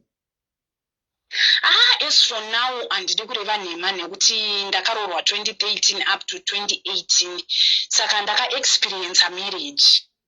Saka as for now aripo Gilbert aripo anofemera mugodzi aripo. Ndoti ndakati kasikei zvangu nokuti since 2018 1920 last year pandikauya kunoku uyu Gilbert ndewe na 3 months zvake kana 4 months tichiri vatsva tichiri kungozivana uzvida asi tarisiro chaiye kuroorwa pari zvino ndoda kumboti zororei. Right. I don't blame you. Nezvamakaenda through, I don't blame you. Iwo mutupo munoyereiko? Ini ndinoyera moyo. Munoyera moyo. Vachinjanja. Right. Tanga tangofunga kuti muri ana chiheleleka vanonzi vanopenga zvokuti. Aiwa kana even nyenge vana moyo havadi kungoitirwa zvinenge zvisiri izvo zvavo but havasi munhu vanongotaurisa asi havadi kungovhiringwa chete uye vane utsanana uye vane laki chero remabasa zvokuti pandikauya kunono vangu svika ndingowana basa rangu ndiri kubasa izvozvi. Muri kubasa renyu? Ndotori kubasa izvozvi, ndinotogara kubasa zvangu, ndakawana basa remumba ndokwandiri. Aiwa, ngazvikudzwe kana muri pabasa renyu munoona kunyatsozvipfekera, musingangomirire kuti ndipo every time. Imi matiudza nyaya yenyu yabva yatena into a movie. Hanyange dzimwe nguva maita unge Jackie Chan, dzimwe nguva muchiita unge hanzi Van Damme mucomment section. Munhu ngwara musangomirira kuti iyo mari yaunopa kwai hapana mari isingakwani. Ukasigwa dhora rekuti tenga makare ofishi, tenga dze5 rand. Imwe 5 rand isungirira. Uraiti. Muri kuzvidzwa zvekutaurwa. Especially life yekwedu kuZimbabwe, especially life yedu yekuZimbabwe, nekuti pane dzimwe nguva dzekuti dzimwe nguva vadanyi vari MC ka, dzimwe nguva vasivesi vanochata every month ka, kana vanoita mapati.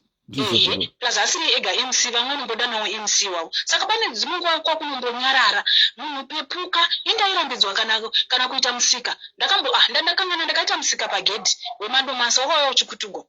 Kwakangointorero mvura yekumwa mumba, ndakangowana madomasi apasi. Baba wangu iwe. No, Kola. No, well done to you. Well done to you. Yeah, mukana rambai makatsika pamakatsika, but well done to you. And thank you for sharing your story. Okay. All right. Kola anga akapenga vaizvimirira. I liked the part where she said ndakati breakfast ramadya ndere kupedzisira. How many of us have got the guts to say enough is enough and to say kuti breakfast randakubikira iyi ndere kupedzisira? How many of us as married women kana uri in an abusive relationship are saying that? How many as men that are in abusive relationship are saying enough is enough? Rega ndibude neupenyu hwangu. Vana Gilbert fona iwo kamutiudzi, especially ma-returned Gilbert soldiers, tiudzeiwo kuti zvinetswa zvamunowana zvii. Taita mumwe Kola, tinokuchingamidzai pachirongwa masikati akanaka Kola. Hello Kola. Hello, masikati akanaka. Hello, Sis Melly, makadi yenyu. Tiripo hedu, makadi yenyu Mikola. Aiwa tiri right isu, muri kwenyu. Aiwa kuri nani meno kwenyu kuno tinotamba. Tikuzviona. Aiwa tinotamba. Muri single here, muri married here? Antika inini ndakaita zvese. Makaita zvese. Ndakaita single. Ndichikura kapaya, ndikaroorwa, ndikaita single, ndikaroorwa. Okay, ngatitanga ine single yekukura ngatisiyane inayo. Because iyo haina twakawanda enda hapana zvokufunga. Tirikuda kunotangira pa married apa. Mongoti ngunu pa married. Mopinda mu single, moti ngunu mozopinda married. Tipirei yenyu tinzo.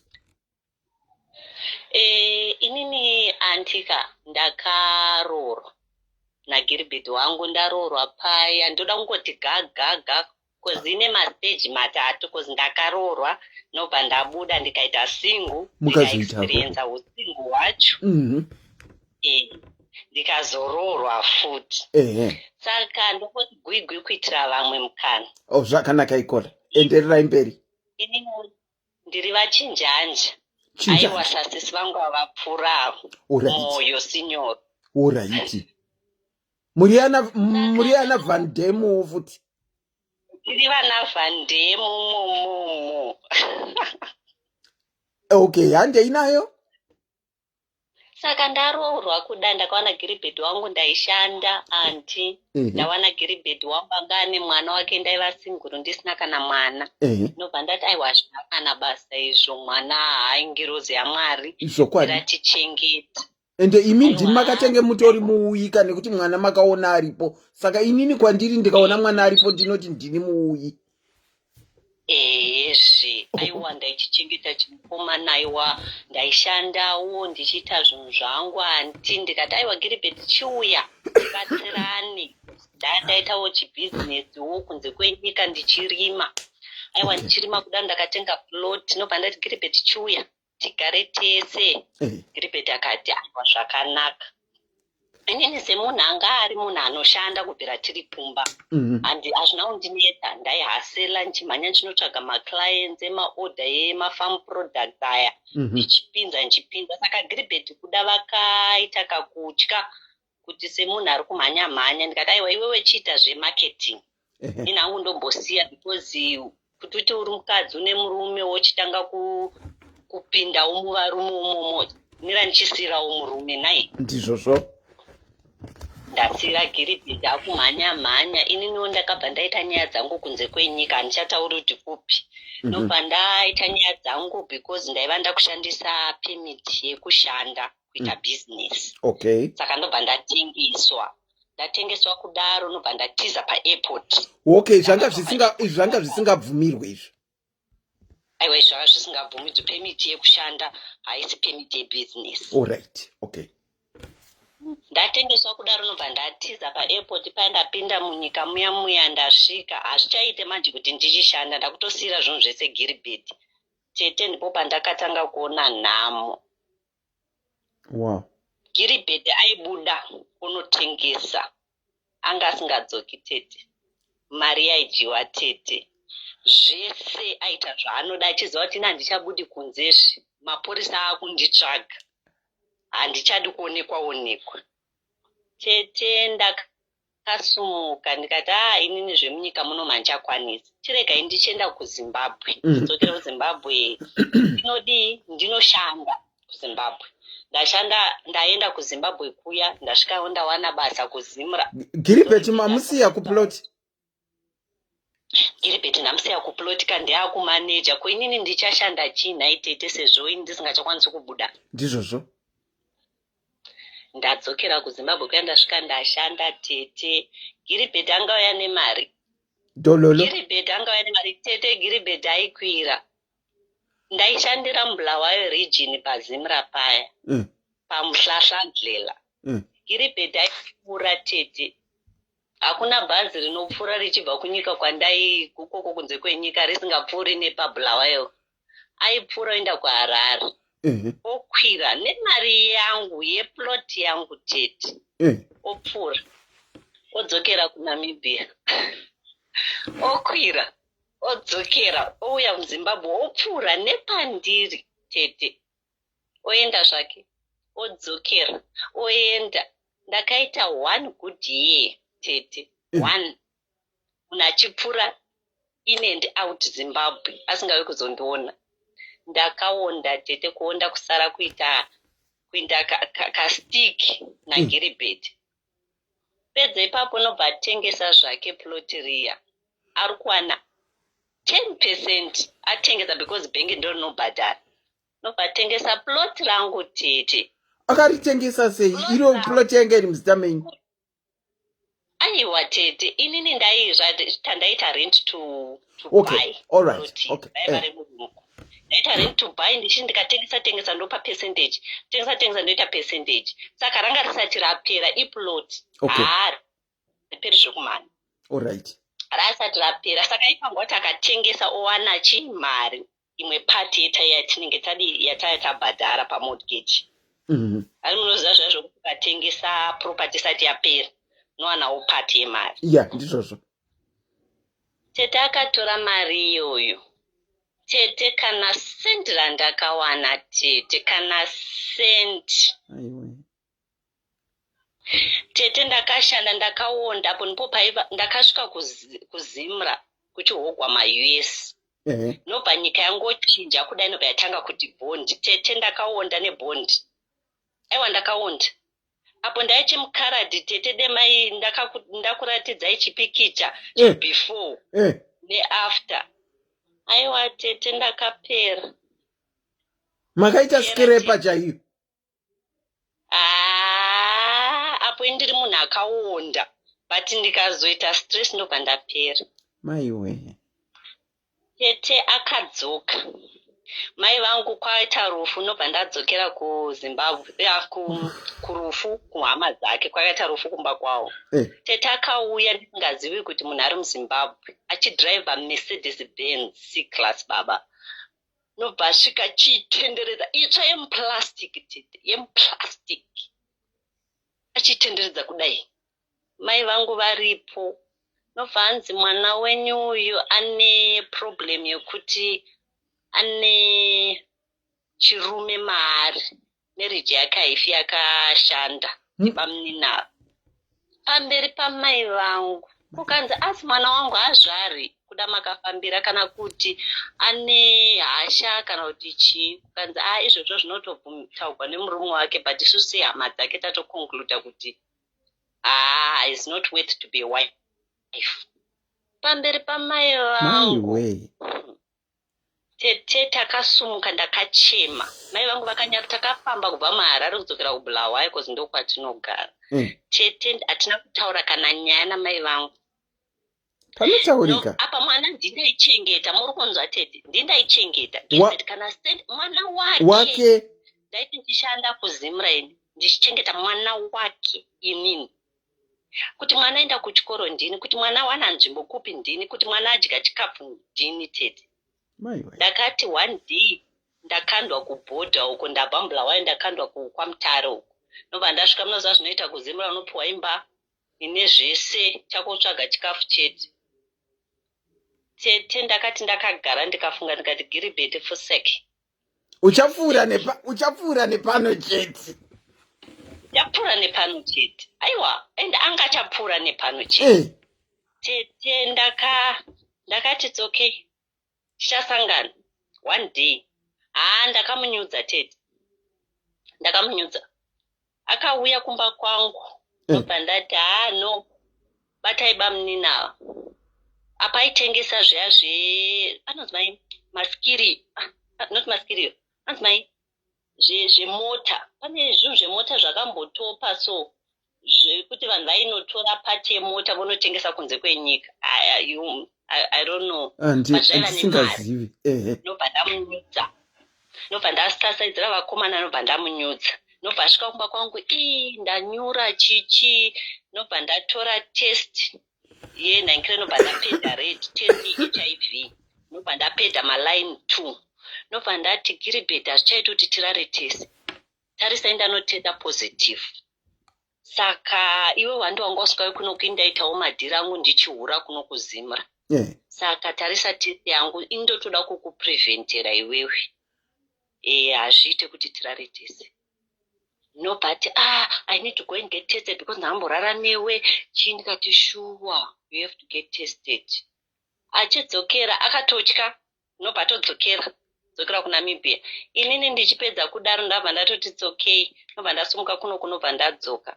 Nobva ndaudza mai vangu ndikati aiwa inini I'm done naGilbert. I'm starting from scratch. But ipapo tete ndiri musingo kudaro tete. Ndakatambura. Makatambura. Unozwa you know your sisters even vachiuya vane varume vavo ka. Unonzwa kuti bamukuru chaivo. Unoita zvoya zvokunzi aiwa regerai henyu vanodhiraivha vega nevokazi namai achiperekedza bamukuru vako unovataridza kuti maraini akaita semuBulawayo sezvo vasingazivi. Tienda unovaratidza kuti mashops ari kupi vatenge zvinhu zvavo. No, it's okay. Vanoshanda neGPS. Uchingoona kuti munhu asi kungoda chete sisi havasi kungoda chete kuti ufambe navo. Muperekedze vachityira murume wavo. Aiwa singuru zvakaoma. Ukaona zvitangira mukati kunze kuri nani. Vanhu varoja kana kuti vanhu vekunze havana basa. Asi kana vana vamai vako vakukutyira murume wavo. It's not nice. It's not nice. Saka vekwenyu vaitoita zvinooneka. Teteka. I felt it. Ndakabva ndasumuka ndinaumbogara. Nobva ndangoti mama inini I'm going back. Nobva ndasumuka ndikangogeza. Akati mausiku nobva ndangosumuka ndikageza kuma 8 nobva ndaenda kunobata bhazi nobva ndakwira ndikacrossa border. Ndacrossa border wolakiwo nobva ndangosanganawo navamwe bamuniniwo aiwa Gilbert nobva andigezesa aiwa nobva ndatororwa aiwa tete ndakachinja aiwa ndakasumbudzwa naGilbert mutsva uyu. Saka Gilbert mutsva makazivana kwenguva yakadii musati maroorana? Tete sitirana mamwe zvataugwa nomamwe wangu vachinjanja vaikuti tine raki. Ndakangoita tata uku nemurume wangu uyu tatorambana tete because munhu andanisingachaoni. Saka ndava ne 2 years I think tisina zvazvokuonana zvokuti tiri kurara tese. 2 years almost 2 years. Saka uyu pandakangodzoka ndakangoonana naGilbert ndakatoita zvokuconnectirwa. Makakonektirwa vakurara taura navo musinguru nobva ndangosanganawo navo 1 month chaiyo tatatomitisana tatoitisana mwana tatokwera tatoroorwa. mati mamanzi mangani? 1 tete 1 imwe rimwe chete tatatoane mama tosangana mukadanana mukavatana mukamitisana in 1 month. Zvese ka 1 tete zvese ka 1. Ingani makaita fast and friendly. Kondaiva ndakura katete mukomana yakatambisa nguva yangu like hangu pa previous marriage anakuita mwana. Mama kura zvekukura zvemakore mangani? Aiwa 33 tete 33. Dzanga dzafamba shu. Dzanga dzafamba.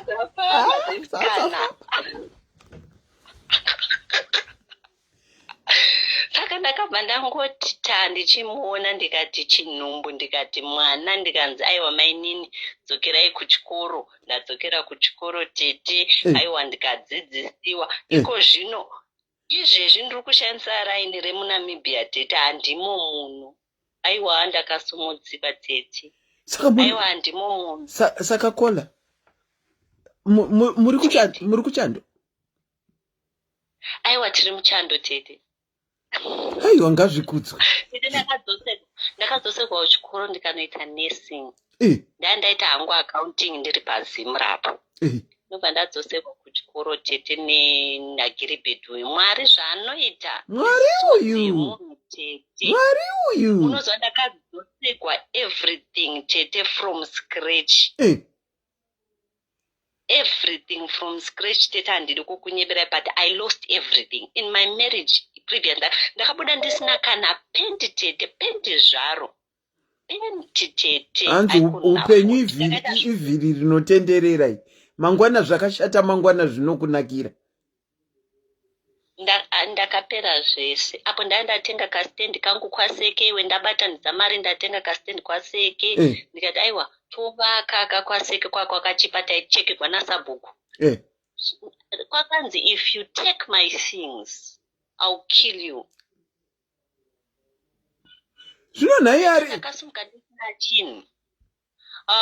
Aripi? Kutsvagwa tete. Arimo muNamibia umu. Akaroora futi. Arimo zvepiko arungonditeverera. Musashedzeresi. Musashedzeresi. Taurirai pasi kana achiteerera motaurira pasi. Saka rungoteerera chete. Arungoteerera. Aiwa angoteerera angosenda mameseji WhatsApp message arungoti uri kupi can I come see you ndikati no mukati tureti andikati tureti andidzokere kunhamo futi chete. No, I'm very happy for you. Zvinonzi upenyu ivhiri rinotenderera apenyu apa rakatenderera zveshuwa ende rakatenderera. Ende kana zvakudzokera munhu zvinomudzokera too bad. Akazondoza tanza handina mbozowana mari yeploti riya I lost it ndakavharwa. Ndati kwakanda wakavha kwakaregera undiudza. Why didn't you even tell me? Anze ndainyara kuti I sold it behind your back then nobva ndanyura. angopa maexcuse saka iko zvino current Gilbert wamuinaye maanengo yakadii muri mese? Current Gilbert tine 1 year 6. 1 year 6 months. 1 year 6 na current Gilbert. Tichiinclude month yamakadanana here? Ndichiinclude month yatakadana because mwana wangu ane 6 months. Izvezvi ndichitaura kudai ane 6-7 months. Akutena 7 months. Izvo chiri papicture icho. Ndikumuona beautiful girl. Beautiful baby girl. Ndikumuona. Aiwa, no, I'm happy for you. Sometimes kuzvisvinyingira padhoo dai kuri kunzi makazvisvinyingira muchiramba muchipesuwa first Gilbert uyu ka mungadai musina kuwana makomborero ekunge muri kuchando kwamuri nhasi. Sometimes you have to make decisions dzinorwadza for you to get out of situations. Kuramba kuramba uri kuseri kwedhoo hapana chaunoona chiri kunze nekuti dhoo rinenge riri closed. Sometimes mumarriage imomo tinonida kuvhura dhoo kuti tione zviri kunze. And life is about taking risks. I'm happy for you. Thank you for sharing. And zvichida kana paine mumwe ari mucomment section imomo ari kuramba akabatirira paari kubatirira pasina chimuko, anoramba ari kuseri kwedhoo. Aiwa teteka ndakafara. I'm so happy because iko zvino ka nursing yangu ndiri kuita, ndiriko kuchando, everything I'm learning. Gilbert is paying school fees. I'm fine tete. You are fine. Andiri kunyeba I'm fine. Ndiri kubhadharwa school fees. Zvese zvinhu zvangu zviri kuendeka. Aiwa, I'm grateful. Asi kola ndochikupa word of advice ka. Thank you. Blocker ex Gilbert.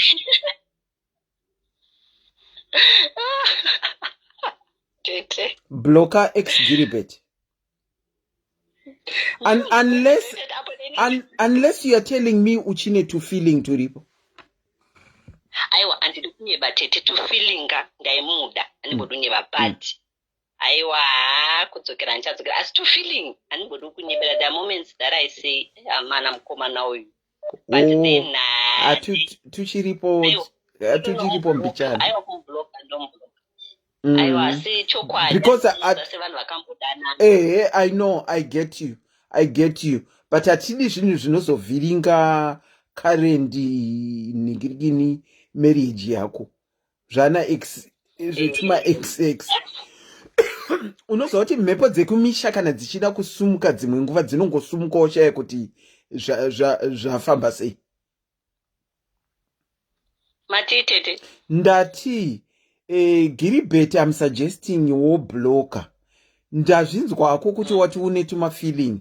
Asi dzimwe nguva kana zvinhu zvichida kungosumuka fanika zvekumusha. I'm not saying kuti zvinosumuka. Zvinongosumuka nenzira iyoyo yekubudikira kunana Gilbert muchikorresponda. Current Gilbert wotadza kufara nazvo. Saka I don't encourage you to continue kutaurirana na Gilbert. Even to my feeling twautaura tuchiripo, you just need to work on my feelings ako. You said you are happy with the current Gilbert. And the story yako tangozvoona kuti akakusimudzira kusvika pauri usvike kuchando. Wanotamba nhamo kuZimbabwe. Saka I think you need to do away with the number ya Gilbert. Mufoni mako. Yeah. As one thing and do pedzisira nayo tete. Please sema married people. Musadzikisire matsingo. Those people go through a lot. They do. They will be trying kushandira my relationship awo. It's not easy to be single, tete. It's not easy. Vanhu vakawanda vanenge vachichema, please, my married people, musashainire masingo. Please. One day ndiwe uri pamarriage, mangwana unogona kuenda pasingo. So easy. Amen. But those are my words. Thank you, Tete, for the wise words. I want to delete. No, please go on. Delete him from your phone. Take care and thank you for coming to the platform to share your story. Thank you. Okay. All the best in Agiri Betty and look after that baby girl. Oh, thank you, Auntie. Thank you so much. All right. Thank you. Zvakangoma wedwe. And to someone out there in the comment section, kana wa move on into another relationship and especially uchinyasoziva kuti haukwanise hold on please caller, hold on. Uchinyasoziva kuti haukwanise mameseji amunotaipirana nana ex Gilbert amukwanise kutaipirana zvinhu zvekuencourageana kana kutokanselana, please deletai manumbers nekuti mumwe musi muchabatwa moti midzimu yatirasha. Saka delete my numbers, let go of my old numbers and deal nezvaunenge uchiita at that particular moment. Kola tinokuchingamidzai pachirongwa masikati anasi. Makadini? Hold on, Danatse Chikono. I guess you are new on the platform. In Indinator Auntie Selina, that is my name. If you are new on the platform, welcome. Feel free to come back. Press the notification button so that uno I'm alive. Thank you. Sorry, Kola. Makadi kwa muri koko. Aiwa tiri nani? Married single. Makamira papi. Single. Muri single. How are you finding single life? Yangu nyaya ine ma sad stories and also kudzidzisana, right?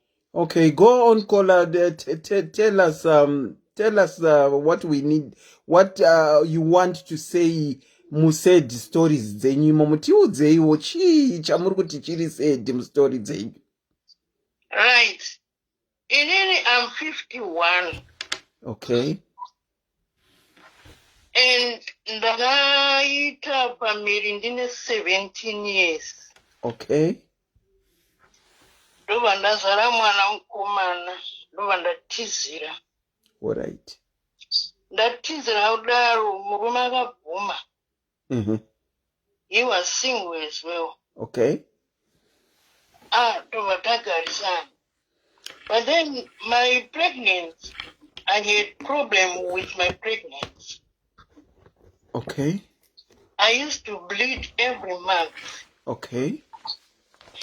Saka my doctors akambotry ndipo ma-tablets vakambotry kuti sei but bleeding yacho haina kustopa. Ndaiti every month yandaifana kuenda kuperiod ndaitoenda but ndine nhumbu. Then one day ndiri mutoilet ndida kuti naunoita wet ndinge chii ndida kubuda. Saka ndobva ndadedzera tete hanzvadzi murume. Okay. Ndida kuita wet asi maiti ndida kubuda santi amen because I was young. Okay. Tirege kuita wet yacho watotsvaga motikari panext door vanaiswa kuhospital kwarari hospital. No, wasika saka mwana uyu was premature of 7 months. Mamuine mimba musingazvizive. Aiwa ndaizviziva ndasaenda ndakatizira. Okay, madaro. Wosaka pane chinhu chiri kubuda apa mwana. Okay. Because handina kuita inonzi anga ari we 7 months premature. All right. Saka ndasvika kuhospital. Saka ndobva madoctors ekuhospital vaona kuti mwana ada kutobuda wati. Saka vamutonza nemaforceps. Okay. Vamutonza nemaforceps mwana pabuda. Zvakaita kuti zidamage mwana. Okay. Wow. Zaka damage mwana akaita brain damage. Okay. But haina hayo kunyanya kuita serious. But akatanga kuita mafits and then cerebral palsy. Okay. And he's partially blind because of that, right? Saka mwana agara 2 months Caller. Ma? Are you okay? Yeah. Mwana agara 2 months mu incubator haana kutomboyamwa because mazama angu akabva aoma. And then ndadzokera kumba kune murume takutenga malactogen aya akari kuZimbabwe ma 2 kg aya. Murume achipota achihwira kuisa muruoko achidya kunge shuga achihwira. Okay. Kumurume wenyu aidya lactogen. Ehe. Ndikanotenga kana mabhana emwana otanga kudya. Right? Then ndazonotisa kuti mwana wangu haasi kuresponda kuti kana tikabadza light haarespondi kuti uone kuti abwera kuti mune light. Saka I started kunetsekana ndikati mwana uyu akamboita sei ndobva ndadzokera kuhospital. That's when pavakazoti mwana uyu ari partially blind. Manje kuzodaro baba Gilbert manje achinja. Zvanzi wandizarira system. But mukomana, right? Zvanzi wandizarira system. Saka inini na Gilbert yega. We were so much in love. Even Nana Tete na Nina Nevakoma. Vaindida stiri.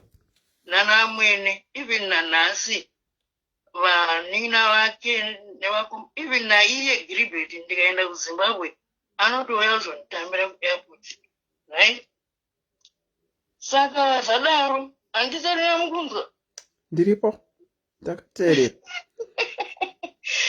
Zvadaro manje, saka ndaitika tailodha kuBlainview. Saka ndaitika ndakunogeza maplate pansi. Mwana akasara ari pambedha akamuka. Gilbert ari mumba imomo. Aidedzera kuti system rako ramuka. Saka mwaziva dzimba dzekuBlainview hani dzakabatana vemanext vachiona plus pane maloji akawanda ipapo. Ndikada kuti ndinoita chinhu panze. System rako riri kutema. Chichi. Mwaziva ndakasvika pakurwadzikana nemashoko iwawo. And then varidzembo vanditi kuneiwe Gilbert wako anombotaura sei unikati mheno mupfungwa. Then saka aita mafits handiti. Saka ndobva Gilbert handiti system irori kai. Rikakura rikakunetsa uchazoribereka kusvika mheno kusvika akura. Saka it's better timuuraye. Since ari kufita tungoti afita vafa. In Bandaroa neana ndakapfeka mabhegi ndikatiza, right? Ndapfeka mabhegi ndikatiza ndikadzokera kumba kwedu zvanzi nababa koindawo ndikati ndozvataurwa naGilbert. Baba vangu vakashatirwa vakati aiwa. Caller. Ma? If I were to ask you for me to switch on to live video, are you comfortable or tongoita call you? But I wanted to switch on to video. To video. Yeah, if that is okay. If not, if it's not okay with you, you can continue. No, I can switch on to video. Okay, let's switch on to video. I want to. Okay, nyatsogadzirira henyu switch on to video. I want to see you.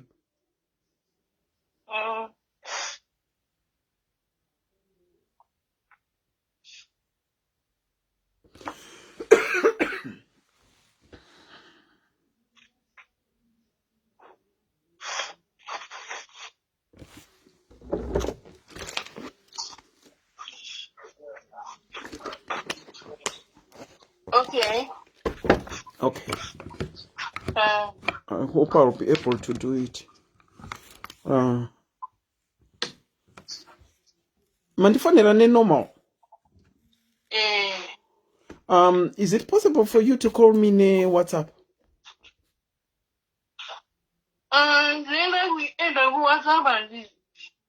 Muri ku WhatsApp? Okay, let me do it this way. Okay. Rambai Makabata. Sorry guys, bear with us, please. Bear with us. Okay, what I'm going to do is I'm going to cut you off. Okay. And then try to save a number yenyu, and then I'll call you back via video. Okay. It's going to be video for just you and me. Okay. Not per live video. It's kind of per live. It will only be me seeing you. I'll cut you off and then I'll come back to you. All right. Thank you.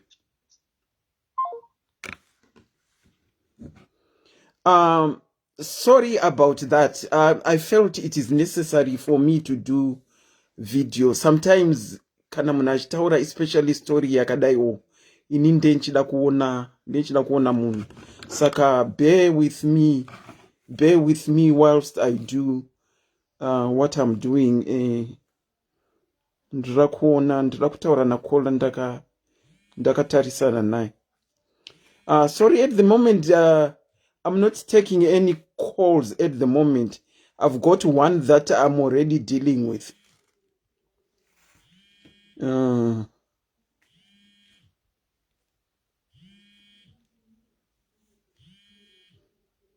Bear with me, my viewers. Sorry.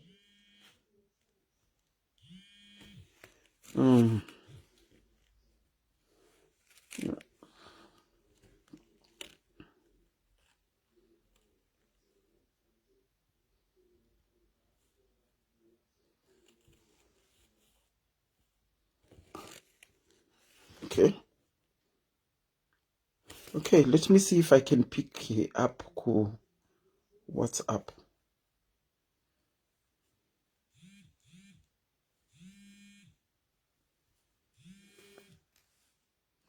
Okay, I can.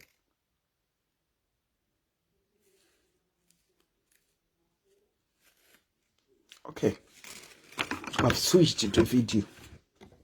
Sorry about that.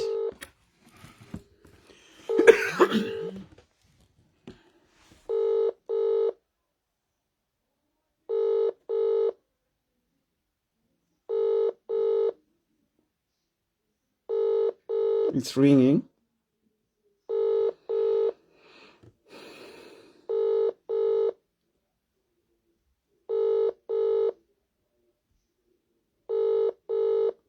It's ringing. Okay. Hello, Murisai. Ndiripo ndira kuona ofisi yenyu yakazara, please. Okay. Ndanchida kutaura nemi ndakatarisana nemi. Okay.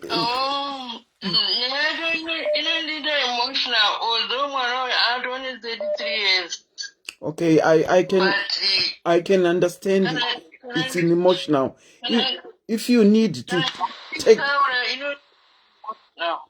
I know if you need to take your time when we are talking, please do take time. If you need us to stop, please indicate you want us to stop. Okay. All right. And then Nyumberi.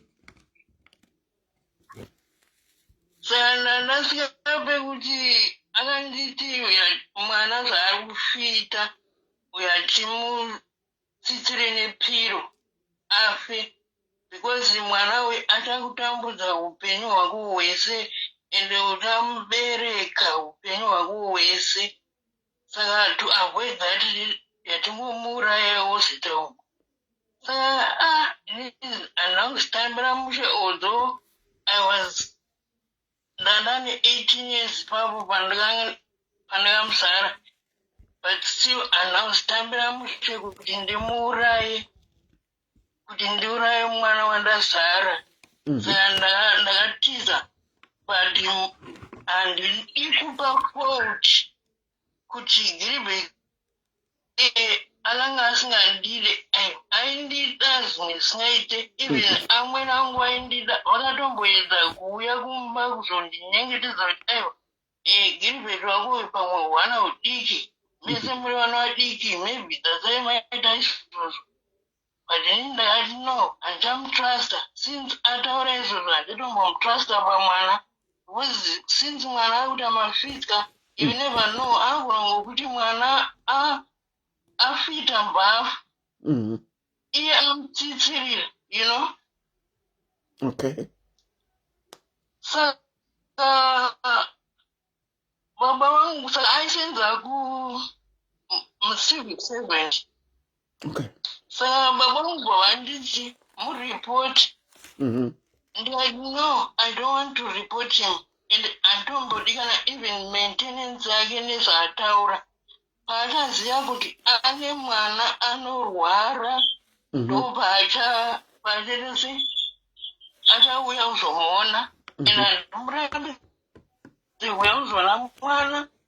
Akasapa mwana anything I don't think ndicharera mwana wangu chatsvaga zvekuita. Since ndaregedza form 4 ipapo, ndakanotsvaga imwe factory so yaisona hembe ndikanosenza ipapo, ndikati ndichachengeta mwana wangu. Saka semwana airwara, ndaiti ndikapfuura nekubasa kwake ndomudza kuti nditengerewo prescription.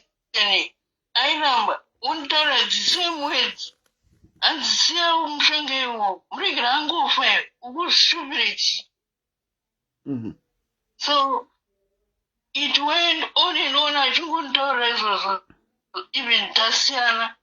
Saka zvakanditraumatiza stereki zvekuti ndakasatombodei kana ana tete pavaiuya vachiti tavazvara mwana, ndakasatombodvatrusta vese, ndichiti pamwechi anogona kungotuma anyone kuti auraye mwana. Saka zvadaro so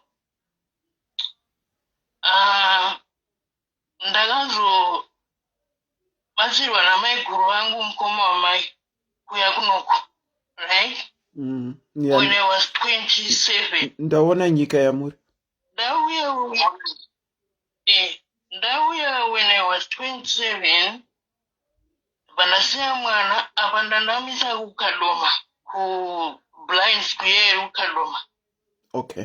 Saka ndatosiya ndanyora. Saka vanachiremba vakati he was totally blind. Vakati mwana damage. Okay. Vakati mwana adamaged because my forceps zvekuvhurisa vhadi. Izvozvo pavamudhonza so. Saka pavamudamage musoro. Saka zvakadamage one side of zvakadamage left side yake yese. Saka left side eye is totally blind. Left side hand is handicapped. Left side leg is a bit shorter than the other one.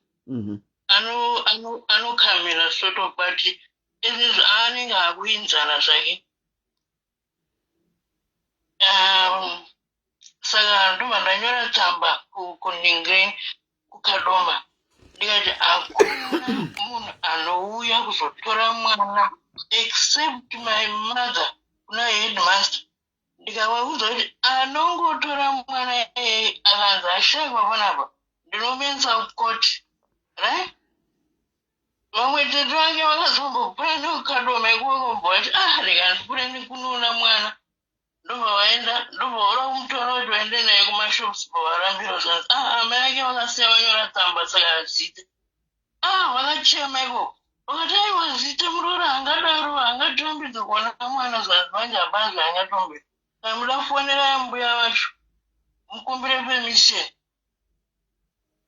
ndikubva ndazombofonerwa navai zvanzi wadi kukanzirisa chii zvawanyora ndikati no until mwana wangu akura agona kuzvimirira ega because ezvezvo haakwanisi kuzvimirira ega kana akuzvimirira ega they can take him because anenge akukwanisa kuziva kuti vanhu havari right here vada kundiita sei but at the moment I can't. Saka akagara namai vangu ini ndauya kuno kuchando right ndauya kunoku then amai vangu vavashaya amai vangu vashaya iye akarwadzikana because akanga akukura akuona kunge amai vangu ndo amai vake sort of because ndo vakatora long time vachimuchengeta and stuff. I can imagine. Sakatanga kumuvhiringidza pfungwa kusvika baba vantaura kuti mwana wangu kunongwa handifungoti right akutorwara ndakazoti it's okay rega nditise ndimuunze kunoku ndobva ndazomuunze kunoku saka ndogara naye saka ndobva ndaita kosi yangu yeukera kunoku ndaita kosi yangu ndakusenza ndobva ndasangana neumwe giribheti but giribheti anga ari murungu saka ndobva ndamuti ini ndine mwana wangu akadai saka no problem ndobva ndamuti asi kana uchiona kuti haukwanisi kugara kuwirana neni ndine mwana iye akadaro ukasandida nemwana wangu hapana relationship. Well done. Ndobva atonditi no handatombokudaro ndobva atoti yandimbomuona mbva atombouya vakutowirana sagiribheti ndobva ati handiuyi ngenje ndobva handingenje sagiribheti anga ari mukuru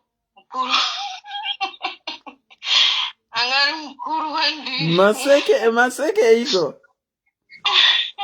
anga ari mukuru because ini nandiri kuma-28 yanga ari ma-54. Okay. Yeah. Then but andingeenda ndobva namai vangu vazvitambira baba vangu kana amai vangu vashaya then ndobva tachata kudaro manje munoziva basa iro reukere ndobva randikwadza spaini handimuona fesi yangu. Hold on, caller. Let me say something about the lady who is currently talking. I can see her on video. Voice ravo ramurikunzwa vantone ma problems avainavo facially that causes her to talk the way she's talking. I'm looking at her right now. Saka it's not voice rekuti vakanwa havana kunwa vantone problem saka ndiri kuda kuva ndinotomwa morphine, I don't drink. ndida kuclarify so that people understand you. Vantone problem yavainayo, that is why she's talking the way she is talking. We can continue Saka mukati mukabva makuwara spine. No, ndakuwara spine. Ndakuwara spine yeah. Ndakaitwa operation yekutanga. Mukona picture iyi. Isumudzei mbichana. Mukuona? Okay, mamuri muhospitari. Muine support system zvandiri kuona zvinhu. Nenhingirikini pamusoro.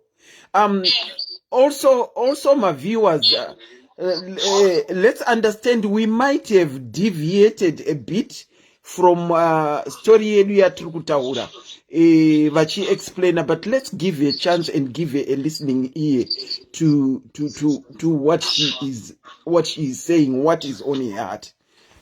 Picture ndaiona. Muri muchipatara ipapa ndiri kuona muri muchipatara.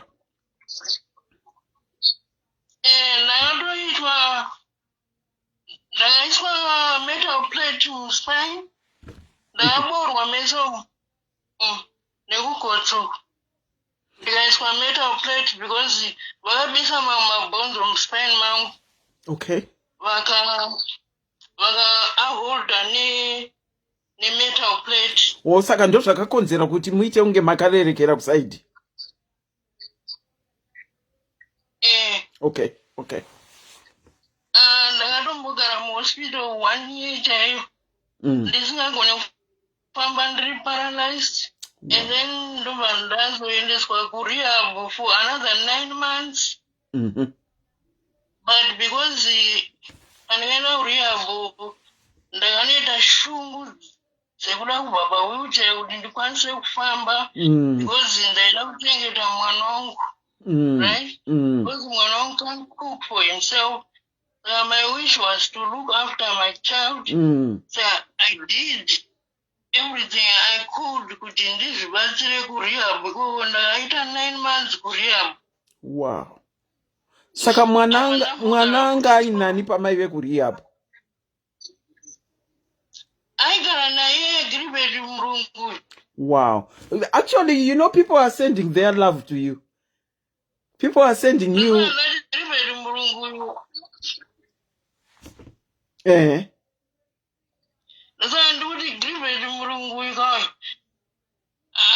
don't know, maybe he was an angel.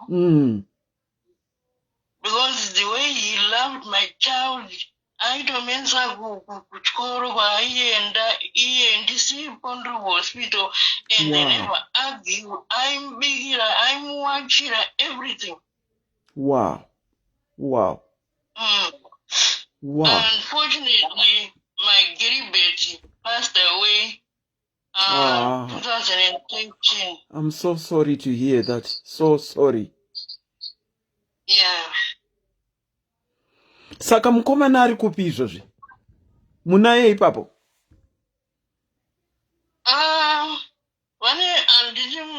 Anaenda kuma centers. Akazotorwa neDialeride. Dialeride ndo yamutora. Okay. But imimi, how are you? How are you keeping? I suffer a lot of pain because along with my one operation, it was 7 spine operations. Yes. Wow. Because yekutanga ndichiswa metal plate, ndobva ndagara muhospital 1 year, ndobva ndaenda kurehab 9 months, ndobva ndanodonha ikoko kurehab. Ndobva yanondengesa spine metal plate here. Mva madzokera futi kusurgery. Pandadzokera futi kusurgery. And then pandabuda muhospital, pandaenda futi kurehab. Ndobva ndanodonha futi. Pandadzokera futi kusurgery. Wow. Then so sorry. Ndiri kuhospital ikoko. After ndabva kuitwa operation, ndakandobva komoto. manesi vangonisiusa wewo kugara 1 hour ndiri pakomodi saka magara anga akushosha ndobva ndadona futi pazvakanga safuti metal plate saka ndakaitwa total 7 operations. Wow. The spine. Wow. Yeah. Sekuti saka operations dzakahila kunze asi mukati oh my god, ndikada kutsanangura how they feel munofunga kuti munhu akupenga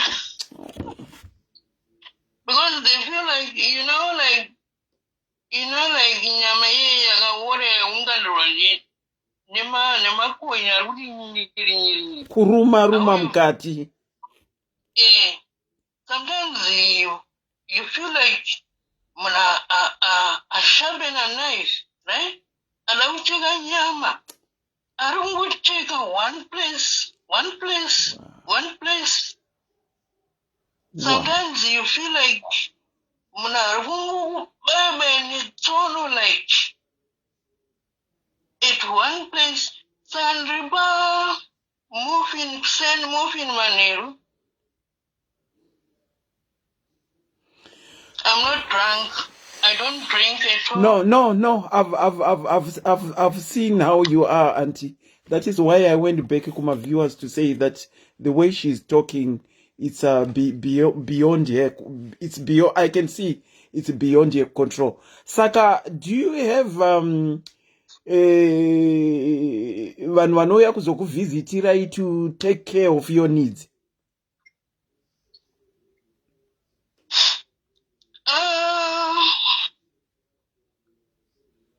Pakashaya murume wangu, yes, pakutanga, yes, but ndakazona kuti zvingatondidzotsera mashure inini. Saka I do my things slowly. Every day I do my things slowly. I do it myself, but in everything which helps me to cook, everything, ndogona kutongweza nyama, mapotatoes, macarrots, peas, one pot, ndongozviswitcha on, ndonogara pasi. Okay, saka hamuna macarers anouya kuzokubatsirai. Is it because hamudi munoda kuzviitira, munotya kuvhiringwa here, or hamuna kumbobvira maka? It was your choice not to have carers. Yeah, it was my choice not to have carers because I want to do my things myself, and also it keeps me fit. Okay, I hear you. And also it makes me forget pain. Okay, I get you. Because kana ndagara pasina zvandikuita ndoma ndinorwadziwa too much. Okay. Sometimes ndotomboscreama ndiri paso. Saka kana ndichibata mwewe inombobuda handiti. Okay. You can't feel it. Yeah. Okay. So I try to do it myself. Okay, but just because of that. But assure me, in the event that you want some help, you can always get in touch with your doctor kutako arrangere help yema carers. Is that the case? But you are choosing not to have carers at the moment. But in the event that you need them, vanogona kunzwa. Yeah, anytime if I do one call, vanotongouya anytime. Okay. I get you. I just wanted to be assured kuti it's your choice that you are choosing not to have carers at the moment because you feel kuti zvinokudzoserai kumashure mukazongoramba makagara. You want to be up and about doing things for yourself. You have assured me, so I'm now okay. I'm now okay. I'm glad I asked you to switch on to video, and I'm glad I saw you. Big fan diaries. Muri. But I'm now reading Muri. But Saranguri Pondo, the Sis Melly good. They are more funny, Panazella, Okay, koma karegereko kuregister kopakaregister wamo.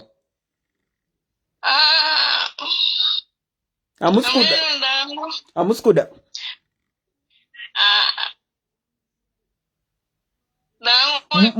Muri kuda kuregister.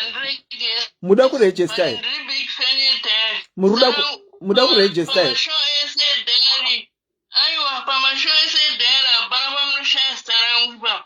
Hapana. Okay. Just because of how I look. No, I totally get you. I totally get you. In the event that you want to register as a diary, at the moment it's closed, but with the approval of the chair, kana varipo pa live, with approval of chair, kana muchida ku register, you can give me a call and I'll register you mutori tichitotaura pa call for you. With the approval of my chair, we will make an exception. Oh, thank you so much, Antonelli. Selina. No, it's okay. It's okay. Auntie Selina, yeah. You imagine,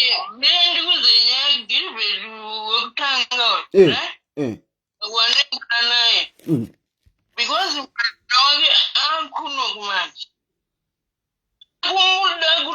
number one child.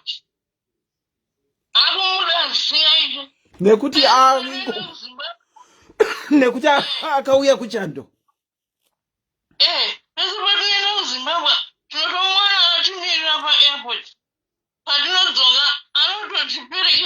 Amurevese.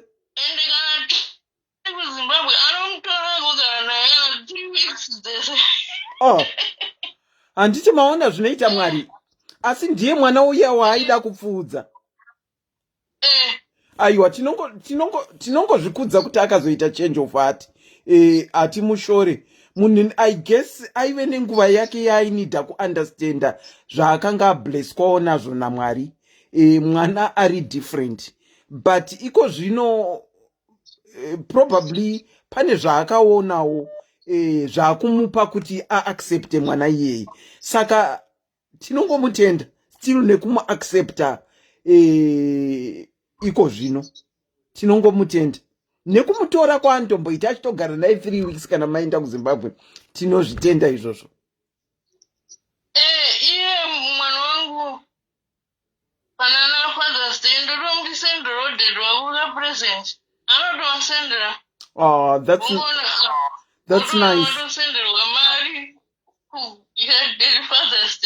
Oh, that is very, very nice. Oh, thank you so much, my son. Oh. Your son knows me, but aiwa vanhu vanochinja. Chikuru chandafarira ndechekuti akuwadzana nemwana wake. But what I wanted to say. Yes. Go on. It's also culture in Zimbabwe. Inotorera vanhu vari disability pasi. They don't accept them in the family. Do you know that? Yes, I do. You know why I say I do? I've worked at the University of Zimbabwe. I worked Department of Disabled Services. Saka, I know very well what you are talking about because I've worked with disabled people at the University of Zimbabwe.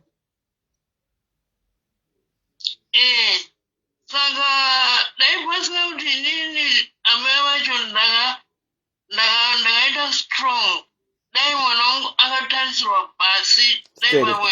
don't know now. I say, but in because I didn't know that. Well done. Well done to you, Makaziwa kurwadza kubereka. You stood in the gap for your child who couldn't say anything on behalf of themselves. Well done to you, ma'am. Well done. Thank you.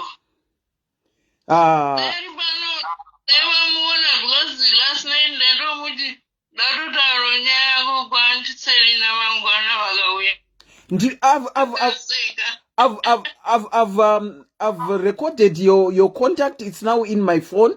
Saka, what I will do at some point. I don't know.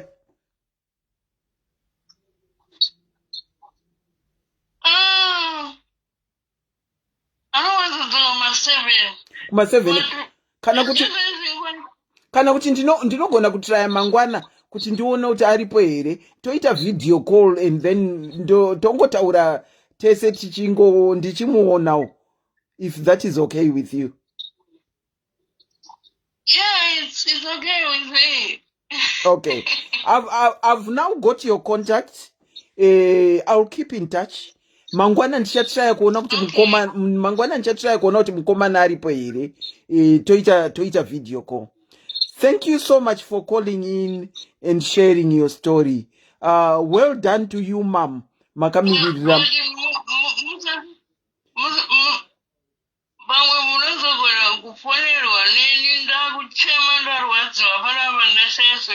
You are okay to call me. You are okay to call me when you feel like crying. My name is Antiselina Ndomba Sarangu. You are okay to call me. Saka, feel free to call me when you are feeling a bit low. Antiti.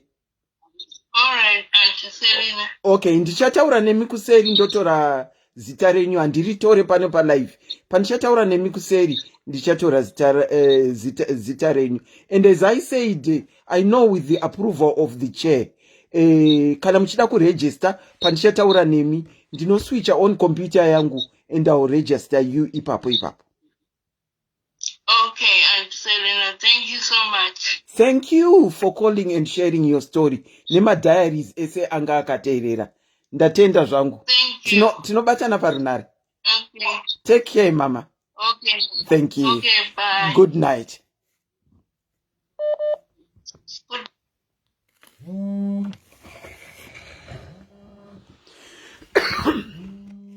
Okay, guys. You know, sometimes kana tichita chirongwa tichitaura a certain topic. There are certain stories. Hold on. Caller, hold on, please. Caller, hold on, please. Okay, Auntie. Thank you. Kana tichitaura pachirongwa tine even topic. There are certain times whereby if you hear story yemunhu and when they talk, you just need to give them a chance to talk. And then, sorry, hold on. I'm talking to the viewers. Hold on. You just need to some people to let them talk. Vantenge pamwe vakazarirwa vachida kurilisa at that particular time. So at times when we are having a show and you see that we are diverting a story yacho, ndaikumbirisawo kuti muzvi understand why we entertain and divert some stories, because some people need a listening ear. Why I switched on to video was manga muri kufungira zvama muri kufungira, which was totally not. So I'm going to be following up this lady. I'm going to be speaking to her. Ndabva ndine ruzivo rwekuti ndo vari kuchuza kusada makera. Which made me happy, because she said she wants to keep on going. Vaka occupyiwa nezvokuita. So I'm going to be following her up. And then with the approval of the chair, we had closed registration. Ndinoziva kuti chair vangu vacha approve. Ticha va register. Ngatita regerei zvinogara tichitaurwa naSis Melly. Ngatiregerei kukurumidza kujaja. You know, sometimes when a presenter is presenting and they pick up something, that is why I opted kuti ndiswitche ku video call, because ndandiri kunzwa kunge vari kustruggle kutaura. Saka ndanga ndichida kuvaona, but ndavaona, I am happy. Okay, that's me talking. The show can go on. Ndachida kungo clarify ipapo kuti zvama muchifungira handizvo. Zvama muchifungira handizvo. Ivo pachavo vantu ne physical problems ekuti ukavaona because of the spine yavakaitwa operation 7 times vantoone problem yavainayo. Okay, caller. Sorry for keeping you waiting. Auntie Selina vanomboita vachitaurisa. Welcome to the program Sis Melly's Diaries. Single or Hello, married? Auntie. Hello, makadini. Tiri kwedu. Ndichavhara mhino yangu because pano anondiziva vari kuona. Oh. Vhara yenyu asi musazosvika pakutadza kufema. All right. I'm married, Auntie. Okay, go on. I'm married, but I just want to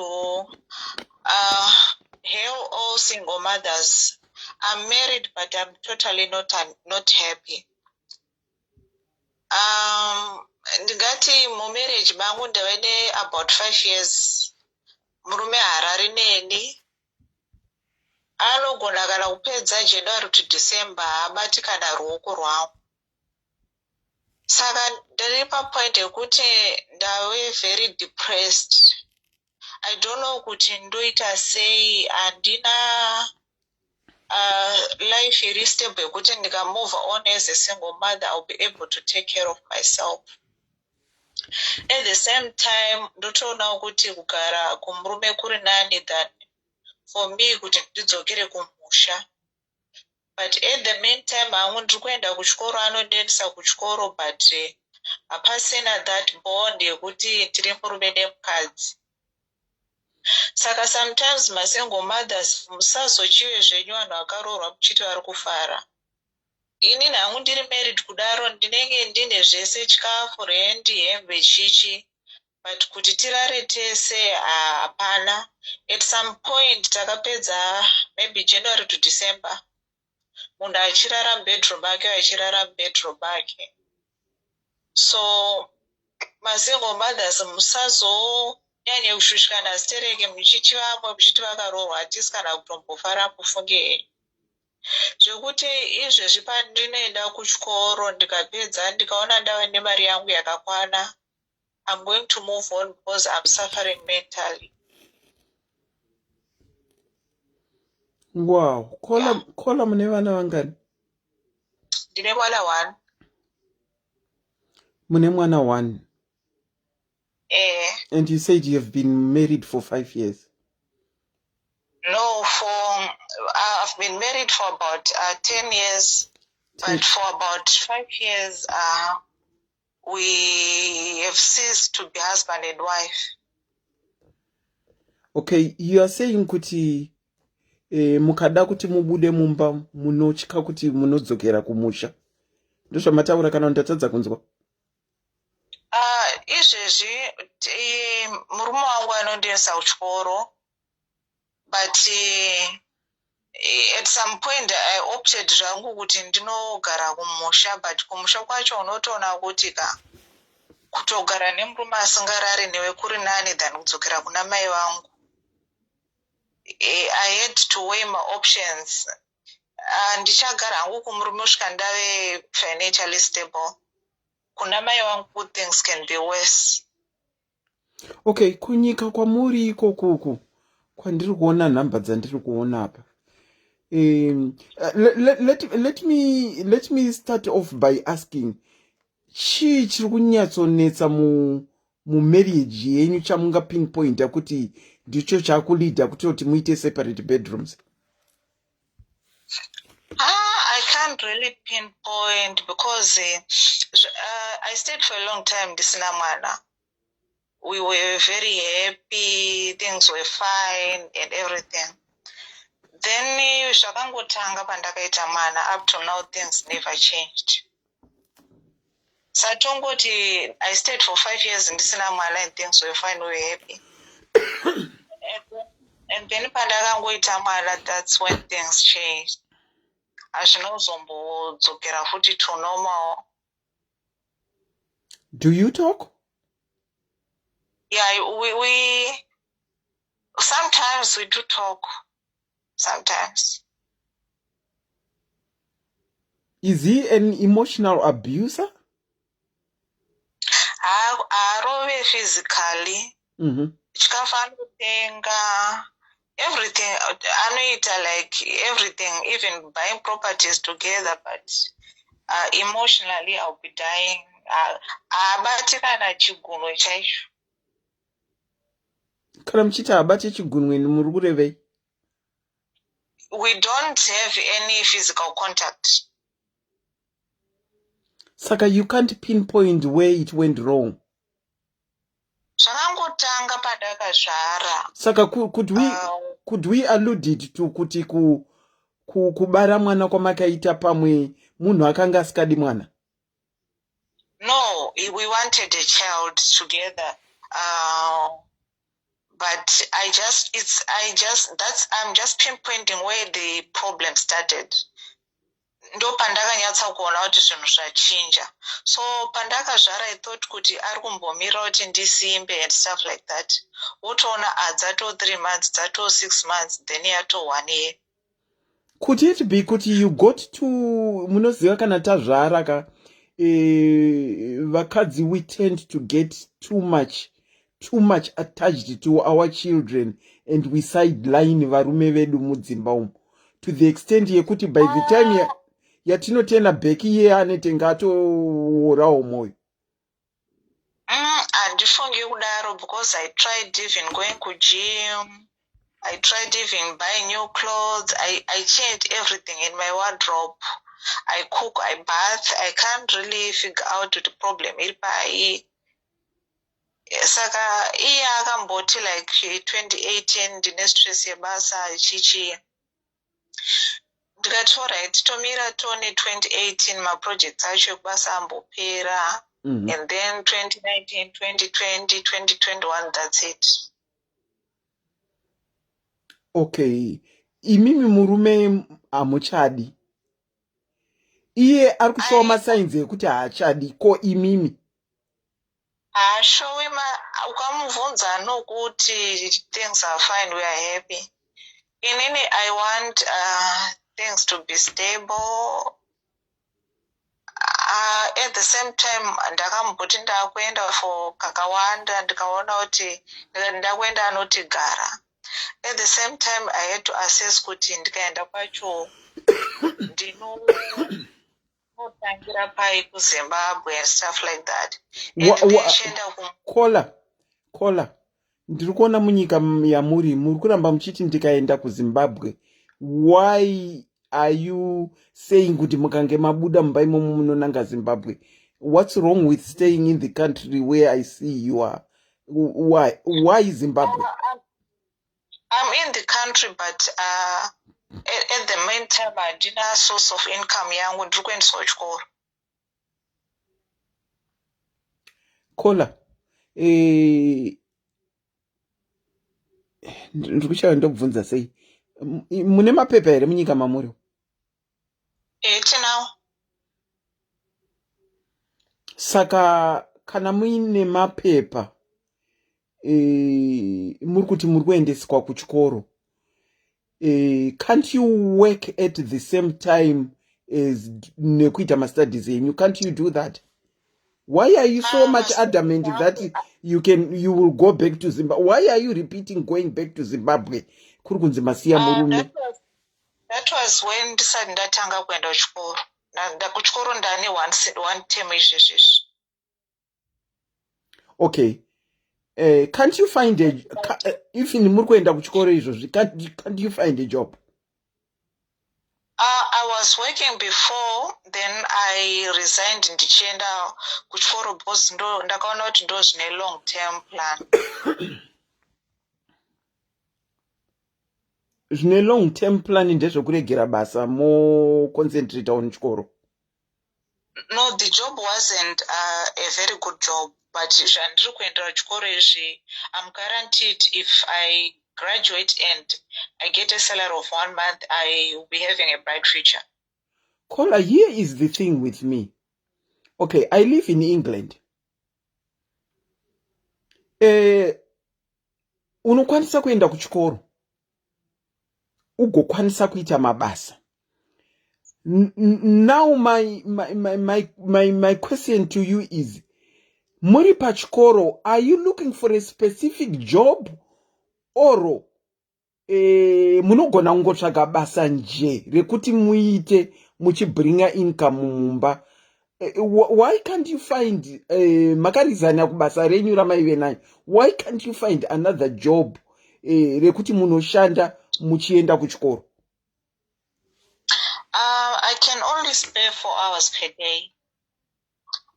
At the same time, I have a daughter near 4 years.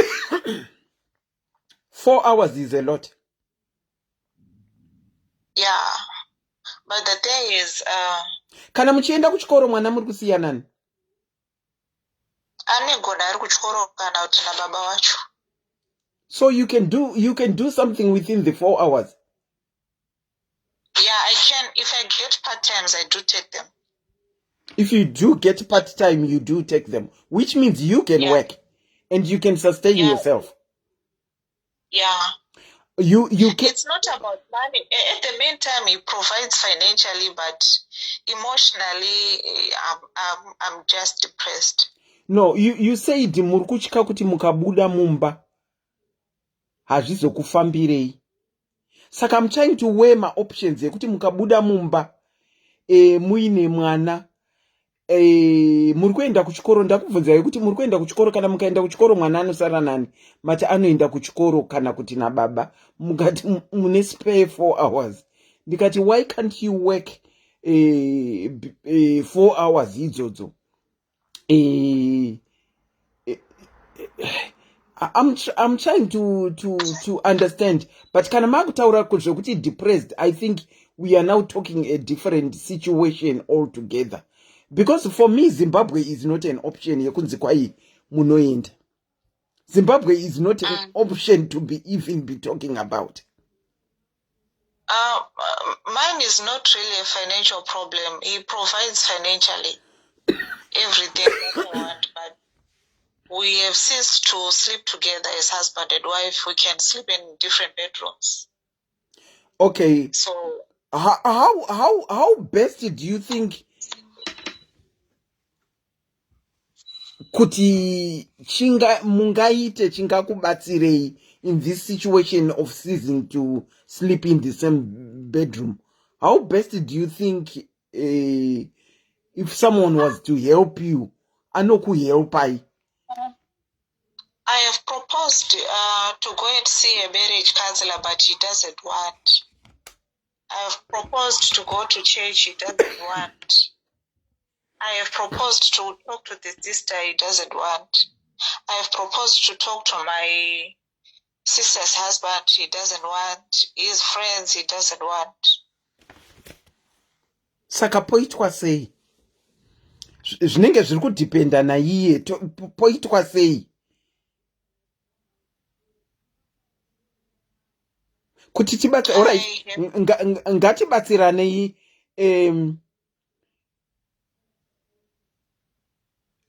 munenge muri kutohedha. You are in probably your early stages or mid stages of being depressed.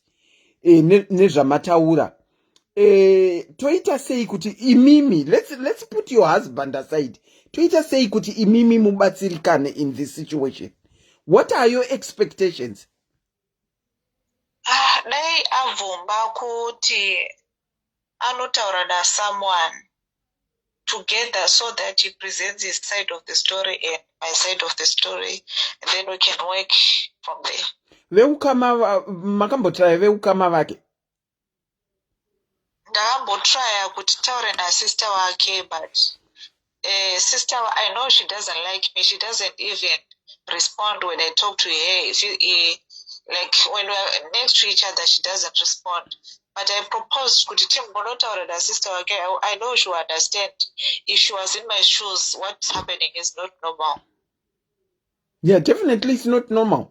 If you are living as husband and wife and he says he is happy with your situation and yet nothing is going on as young as you are, definitely there is something going on.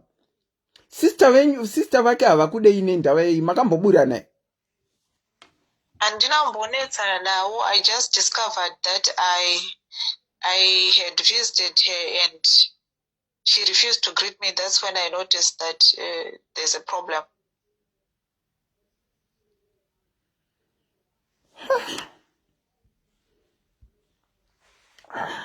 I don't know what to say because I'm not really getting it until probably ndanyatsomboonzwa zvimwe zviri behind. But at the moment I'm not getting it. Tinokwanisa kutaura? Maybe if you have free time, you can contact me. Okay. Or you can let me know when you are free for a call. Okay. Nhasi handichati nhasi, but mangwana. Mune ballpoint pamuri ipapo?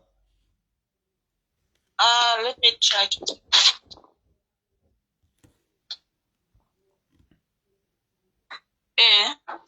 Okay, toraiwo number yangu iyi +44 because iyi ndeye malive chete. Okay. +44 79 460 73 586.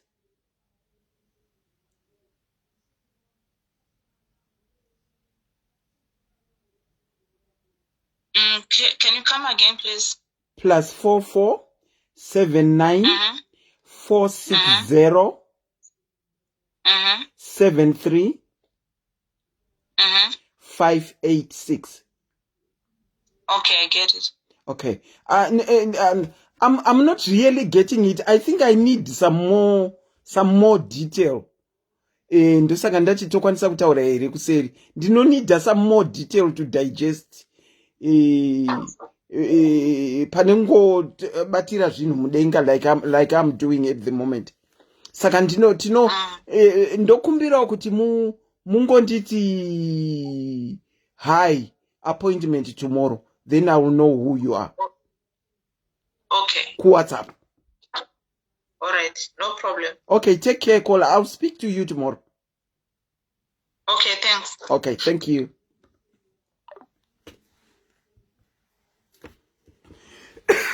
Okay, guys, that is that. We can move on. Kana paine vachiruda kukola. We can move on. But I think tasvika kumaguma. I now do. There is a caller. Tinokuchingamidza pachirongwa. Good afternoon. Hello. Evo muri sei? Iwe. Andichatoziva kuti ndiri sei manje. Inda. Andiziya because this life yatibata I think this was meant to be. Okay. This was meant to be andiselera handikutombotaura nezvekuti sengombe married zvangu. First of all mazviona kamadhayaris. Mazviona ka.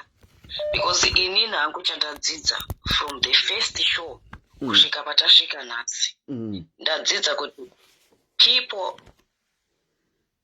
listen, they don't listen to understand. People tinotoneka chirwere kekuti we are just listening to pick on one thing kana kuti to judge. And it Maya pakutaura waka I just can't, you know. Ndinoda kuti kuvanhu ka, you know, taratidzwa nhasi kuti sometimes journey yemunhu chaiye tinenge tisingaizivi. And you don't know journey, you only know your journey iwewe. Your life is your life, you don't know the life yemunhu ari panext kuti akafamba sei journey yake. And saka we just have to be kind. We just have to be ningi kuti tisangojaja vanhu. Because my options, first of all, you don't know the options that someone had to make the decisions to where they are today with their life. And ndavadaona futi kuti, you know what? Hold on, caller. Dudu Tazivei, I'll mention you by name. Dudu Tazivei, You know, sometimes it's not about hearing stories. That is what she's trying to say. It's not about hearing stories and probably making jokes out of stories. Sometimes it's hearing a person out. Tinogona kunge tichitodismissa someone ari kunida help. That is why I said earlier on, sometimes we have to divert and give a listening ear to someone. Pamwe anenge achitoda kubatsirika. Anditi. Sis Melly's diaries, I'll be honest with you. Nyaya dzatinounza, it's not about occupying our time or bringing zvinhu zvinongosekesa only. Sometimes even if we have got a topic that we have, tinonida kunzwisisa nekumbopa munhu time yekuti ataure zvinhu zvaainazvo. Vanhu vakaremerwa wedwe. If you understand that this platform haiunze majokes nezvinosekesa chete, sometimes we need to give just a listening ear. Zvinogona kubatsira avoida mama disasters anogona kunge achiitika mukati meupenyu. That is what this lady on the phone is trying to say. Kuti dzimwe nguva ngatiregerei kumhanyira kujaja, timboteererawo zviri kutaurwa nevamwe. Tinobatsirikana tikadaro. Hey, you are waiting for more callers, Mao. You are waiting for more callers, I know. But ngatimboteerera iwo. Tisati tamhanya kujaja, kola enderera henyu mberi. Maita Auntie Selina, this is exactly what I'm saying. Kuti even maiwa watauraka anga achinyatsoteerera chaiko. You can see kuti her story is very much in line with what we are talking about. Mai awatotidzidzisa kuti vakazvara mwana anga ari chirema, and then she went through what she went through. Saka izvozvo akangwara akati changama anobva atoziva kutoti alright, some people vanotozobva mumarriage because anenge azvara mwana akarema. Anditi saka handisi kunzwisisa kuti vanhu vari kuti chii, but anyway unoziva kuti kunze kwakaoma. And then this lady abva kutaura kwavari ikoko, mukoma wangu kana munin'ina wangu, tsvagai women's refuge. Munoziva antiselenaka ndiri kuita kuremerwa because people are going through a lot. Tinogona kuswera pano kana kuti munotozogona kuita imwe show yekuti vanhu vamboturunura zviri kuvaremera. No. When you called, I was actually going to say, Kuti, from the topic that we have had, I think we are now being driven to a point whereby we need to. Ndaona kuti vakadzi vakaremerwa. Even vari mumarriage imomo vakaremerwa zvokuti. Probably we open up a platform kuti timbotaura nevakadzi vari kuti vakaremerwa tichionesana, hoping kuti ana Judge Judy tinombomira kujaja vamwe vanhu, because when a person tells their story, it's their story. Because you are not in their shoes, you don't understand. Haunga understand zvemunhu anokuti ane 5 days ane nzara, iwo ane 5 days uchidya.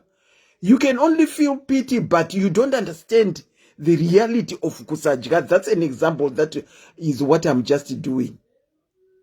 Tikamboita a live here, tunoita ma crisis calls of varume, even varume, they are going through things that are too much, but varume havakwanise kutaura. I think zvingatibatsira izvozvo. Okay, caller. Ndakuda kuita ndichiwinda off. Pamataura ipapo atiselina very good. We are, as a community, we are not even ready to talk about men's mental health. I'm telling you, we are not even ready to talk about that. And futi chimwe chinhu kapamwe chinofanira kutaurwa futi antiselina. Ezvinezvi Sis Melly Diaries life. Sis Melly Diaries group riri kukura. But tichitanga guys, takatanga day one and tiripo. and then vamwe vanofanira kuudzwa kunzi vepiwe kana pano paSis Melly Diaries tine time yekuseka nekutamba, tozoita time yekuti unofanira kuita serious.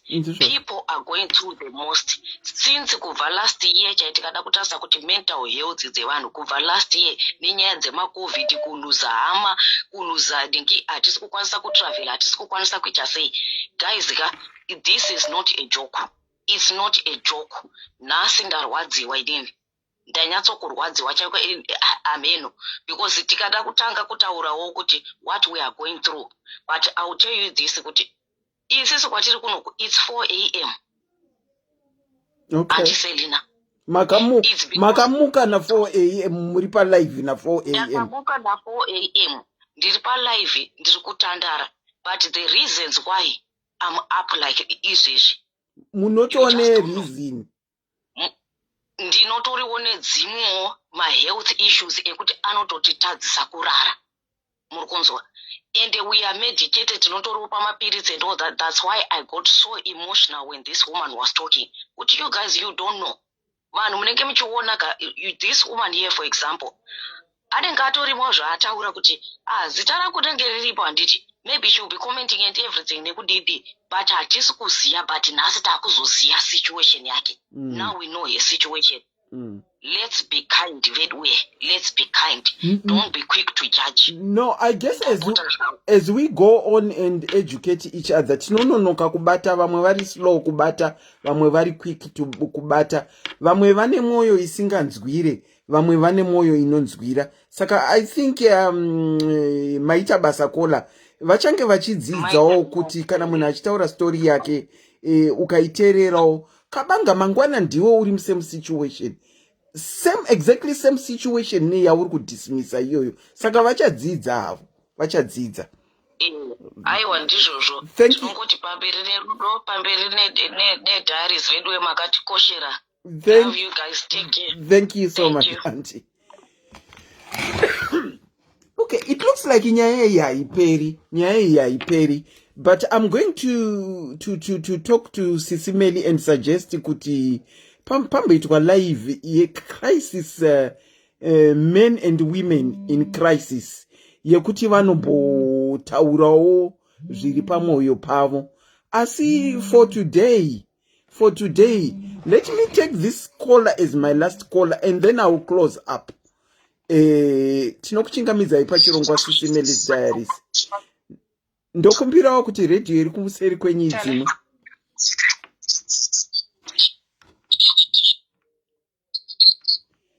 Caller.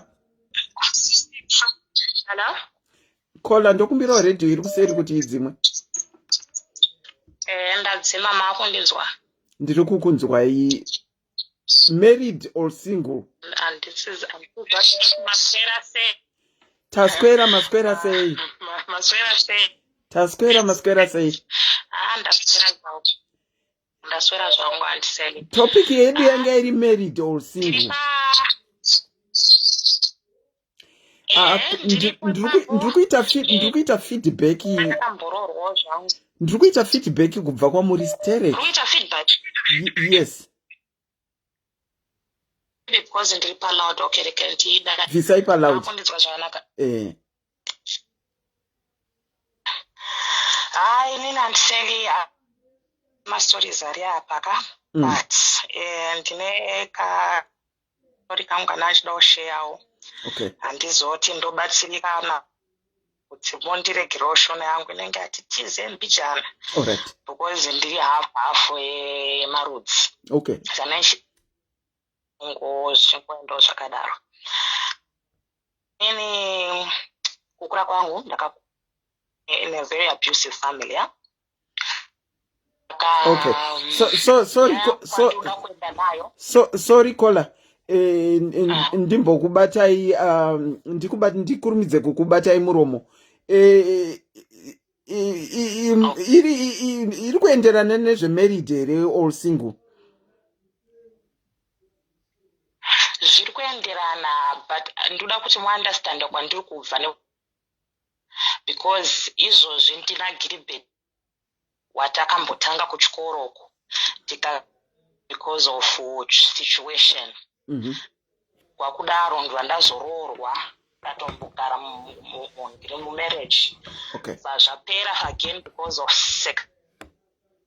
Saka manje Gilbert wekuchikoro uya adzoka futi akati ngatipata chikoro kazvakakona because tanga tiri madependence ngatidzokerane taedza tidzokerane manje zvizacho manje ari kundipa pfungwa dzakaoma because I don't know where to place myself in this whole situation. Why? Nusana achida kutanga kuti kukura kwangu ndakakura in an abusive family arrangement. I was being sexual na uncle. Sorry. At the time when I was a teenager. Feel free to talk in English. Unfortunately, Ndebele, I can't converse. Saka mukataura even mukavhenganisa nechirungu, I think tinobatsirana. Okay, thank you. Okay. So when I was growing up, I grew up in an abusive family. Ndakakura ndaichengetwa apa neapa. Saka ndakazogara na sekura yaindi abuser sexually. At this time ndanga ndasati active because I was now getting into my teenage life. Ndaane kamkomana zvangu kuchikoroko. Kiri beda apo uyu. Ndaane kamkomana taishamwanidzana ndiri form 4. Sekuru vangu vachindi abuser kudaro. It went to a point an STD. Phone yenyu iri kubreaka. I don't know, maybe it's just the network. Yeah, maybe. Ndikutozviona mumakomendi ndazvipikawo. Okay, go on, Kola. Go on. Saka zvadaro. Sekuru vangu vakabva vazoita kashanje. Iwo sekuru waikubatai apo. Iwo sekuru waikubatai. Vakatanga kundibata ndisiri mwana mudiki zonzwa manje nerunyero kupe nemwana wavo manje. Sandra, uyu mngirinu wenyu uyu ane mukomana handi mazvinzwa. Mukunzwa kuti ndaane mukomana hameno twangu shanje here hameno zvakavabata seiyo sekuru. Ndobva vatanga kundistretchena manje neupenyu hwangu, you know. Ndichakuraya, ndichakuita sei, school fees, all kinds of threats. Imam nambobvira maudza munhu kuti muri kuyabhiswa. Ndakaudza mbuya vangu, but unfortunately munoziva vanhu vaive mumhuri breadwinner ndo atori munhu mukuru. No one can stand against them. He is the voice of the family. And me being independent, there's not much I could do. You know, ndaiti ndikataura ndonzi iwe wawo ndaro kuti waane mukomana at your age. Kana iwo sekuru vacho vaive very confident vachitonditi your word against my word unobhilievwa nani. Ndikatomboendawo kumacounseling chichichi zvekuchikoro zvezviya ndikato ishu yacho kuti toenda kumapurisi dzikwa zvakadaro, you know, unfortunate. Saka pakazoita a time kazondipa STD. Okay. Ndatoti iyi ndatoone evidence ende nazvo because inini handizooma murume vaitoita kutondimukira chaiko usiku. Mukadzi wavo akarara wondimukira wondiuri pamwe ndaitotya kana kutorara kubedroom. Okay. Your line is quite bad. Zvekutoti yako affecta nzeve. Seriously? Handisikuziva kuti chii chiri kuitika. That's sad. And muri kuita muchikata. I don't know. Munogona kumove position here. Foot backing. Munogona move position. Let me try to move.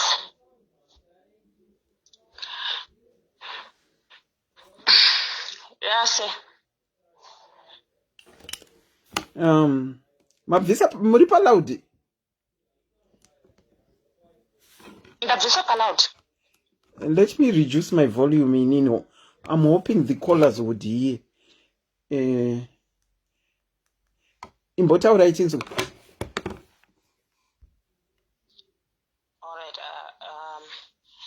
Can you hear, guys? Can you hear? That try to reduce the volume in because it's now affecting my ears. Can you hear? Taura inyutinzo. Okay, so ndozo nanchiti pandakabva ndazo tanga kuita rebellious man zvekundibata, you know. Unfortunately, ndanga ndarwara, vanga vandipa some kind of STD. Okay. Saka I don't know kuti vanga vakuda kukaza with the fact kuti vanga vaudzwa nemwana wavo kuti ndiye mukomana kuchikoro. Ndobva vafind out angu dzekuchikoro kuti mukomana uyu aigara kupi, ani anobva kupi, you know. Ndobva vaenda kumba kwemukomana, ndobva vasangana namai vemukomana uyu. Iwo sekuru.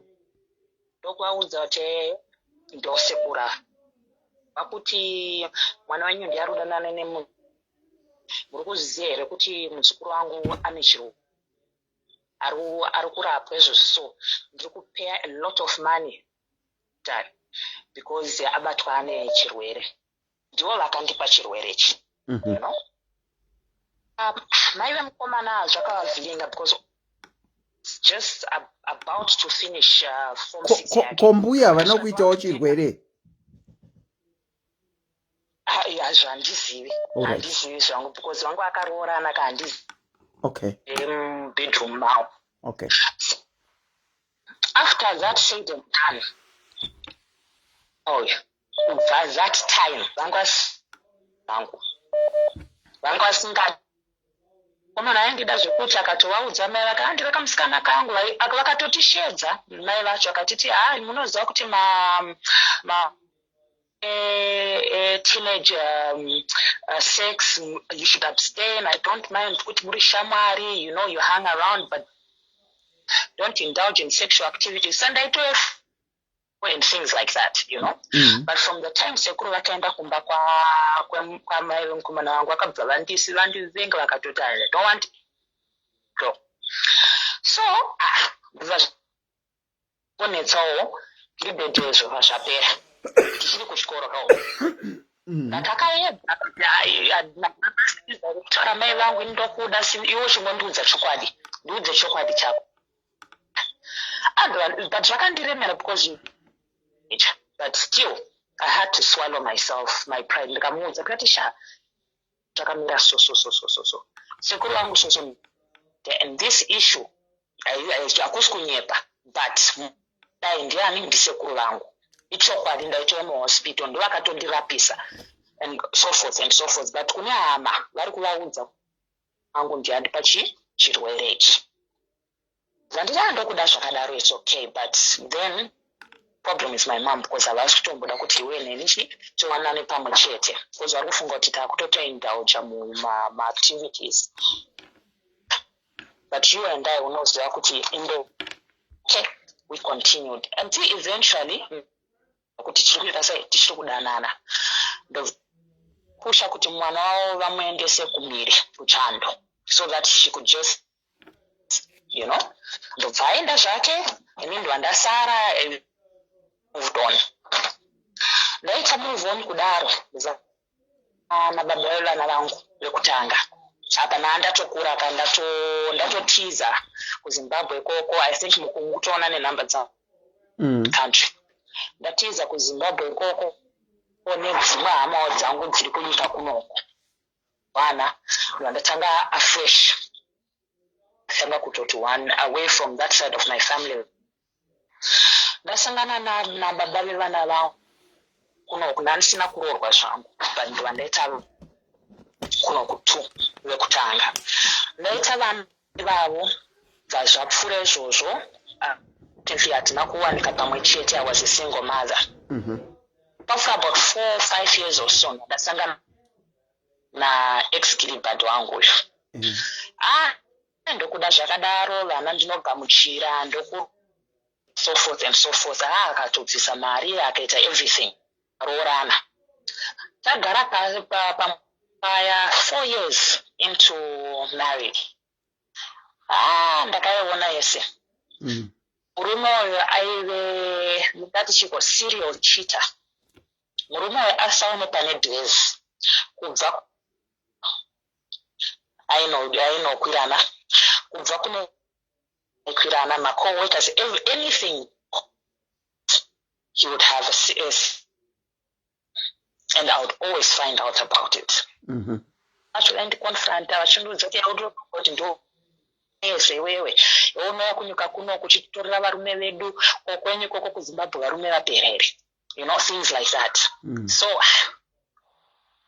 staying the marriage and chingota anyway, man, this is my man, but it got to a point even mama kutya kundishandira pamba pa ndikawana kana kuti musikana webasa zvezve aiuya ndira mama murume wenyu hanyi ndogona kuti kana kuti ndiri kutsvaira mumba nondibokisa wotanga kundibata bata nditi magaro ako ayo is anything as long as it's a woman aitononingirike nayo kokoko. Kuna ndavhura kacompany kangu ndove nevashi where sometimes when then I eventually got pregnant and so I would most of the time be at home, working from home. Iyo enda on ground achinoona kucompany akavapfura vese vasikana vaipaka vanyembera kuti inini ndindakamuimpawa mukadzi uyu inini ukangoda this company could be yours. Vese tanda pacompany papo akapfura nepo now achivapromisa kuti ndokupai company. One fateful time a certain maids ndikati I think maybe ndinoona vechidiki reka nditoro vechikuru problem will go away. Vechikuru amai vavo ndobva vauya kwandiri vachichema madam haini murume wenyu handikwanisi. I'm old enough to be his auntie by tiudza soka kana kuti ndiri mukitchen kana kuti ndiri kuwa handikwanisane nazvo and vangu vari vakuru mai vavo ndobva varegedza basa.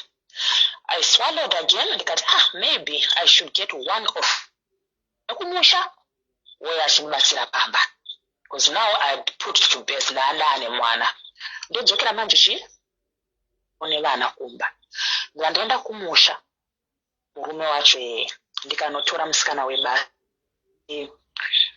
first cousin wake kwanje kutora mutorwa apa ndisati ndaziva vatenderedza vasikana vangu vekubasa kwangu ziva ndokungodhila nezvekubva kwangu zvemahousemate. But unfortunately I didn't understand why he was, because our sex life was great, I was sexually satisfied, everything was okay, but singabviri baba vavanga vasingabviri pane dress but aitomuda saka ndandati reka ndinotora musikana webasa nditotora itori ndandatora mwana wa mai guru mukoma wa mai wavo ndowandakatora uri kumusha kuno kapana zvauri kuita uya kumba masikati nekusiya basa ondibatirawo mabasa epamba ondionerawo vana then eventually tikabatanidza mari uchiendawo nekunight kunyorawo kana form 4 yako wodzokera level uitawo something with your life anti maita basa mufunge nemusikana waya 3 months down the line kuZimbabwe kwaita namo kudaro I had no choice but to travel because it was a close relative anga ashaya ndatooneka kakune murume uya ndikati reka ndimboenda kunobata mbuya vangu ashaya from my father ndinobata maoko ya mariro ndeepadhuze for 3-4 days ndodzoka zvangu alright baby ndakwira paya ndaenda kuZimbabwe the very night, 5-minute flight, kusvika kuZimbabwe. Ndasvika kuZimbabwe. The very evening, ndabatwa mabatwa nefone call. Vakandifonera musikana uya manje angari anga kundishandira as a house girl. Manhero acho andakasvika the very day amene ndakasvika kufemereka anti muri kutofana kuti dzokezvo ko kwaitikeiko vana vari right here tikanzi vari ndavaendesa kwehama dzenyu utofana kutodzoka ochi mapurisa ochi eni murume wenyu ndamubaya nebanga kumbaya nebanga zvaita sei zvikanzi uyai eni murume wenyu anga achida kundibata chibharo ari wangu ndibata inini chibharo seli ndakaita disturbed ndikati what and ndakapanic vana vangu vekutanga one musikana like almost a teen. That time when I was with him was a teenager. Ndakafunga ndabatanidza nezvandakapfura ndisiri mwana mudiki because I grew up literally being abused nauncle vangu nekubva ndisiri mwana mudiki and it happened for years. So all that rushing in my head because if this person could do this kune hama sister wakabhozisi pachishona tinototi sisi wake hanzvadzi yake if he could do this kune hanzvadzi yake what more daughter, you know. I checked the next available flight for that evening. I got in a flight and I got the next and I was back this side. Ndadzoka kunoko. Ndasvika zveshuwa. Kusvika mumba, madhoo akakiwa, nobody's inside. Later say, ndaenda kona mwene wangu because I'm a short distance from our place. It was like a 15-20 minutes drive from our place. Ndaenda kuna mwene wangu ndabatwa nefone call problem kuno but andisikuziva chiri kuitika. Mwene wangu akatoti handizivi ena hapana chandiri kuziva inini. Nanga ndaendepiko ndikati ndaenda kumari mwana andifonera achipanika achiti but ndaenda kumba hakuna munhu murume wake akadzimwa so I don't know what's going on. Rega ndiedza kutumirani amai vemusikana kana kuri zvavari kuziva ndopavakaerana vatonza kuti aiwa murume wangu atobatwa atori muchitokisi musikana wayo atotiza aenda amwe another area. I went kuna musikana before ndisati ndatomboenda kuchitokisi ko same night 1 a.m. ndaenda mani kwaanga atizira kuna amai nina chii chaitika aiva totsvaira vana mvura ndinesa mvura nditi ndakuna chi kuda kuenda kuna gogo sandogara padhuze meaning my side of the family vanogara padhuze ndikati regendi kunani kuna gogo to give me time kuti nditoitawo thorough cleaning mumba ndomandesera ndaitira vana kuchi kwagogo kuya ndadzoka murume wanyu adzoka achiti ndatadza kushanda kubasa saka ndibikirawo kasadza ndipe mvura ndozvandaita ndindwa ndatobika kasadza ndikava anokera kubedroom ndikavati ndaisa sadza padining uyai muja akati handisi kutomba musoro watondipwanya chaizvo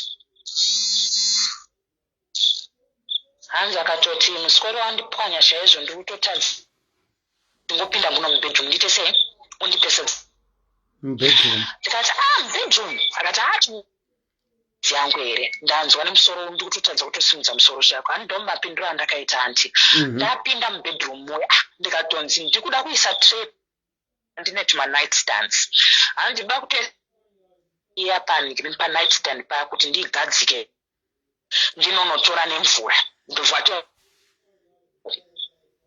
ndikati kochi what's the problem ipapo ndopakatomusandudzira kutomusikizira pasi pamubhedha ndopana and for sure the scene when I eventually got to the house my lamp like pavakatoka kachana chaizvo. Okay. You know, that noise, that force, you know, because a lot of things were broken. Even the dressing mirror was broken. For somehow she says now she's escaped. She goes running straight to the kitchen, and this man now and is following after her. But you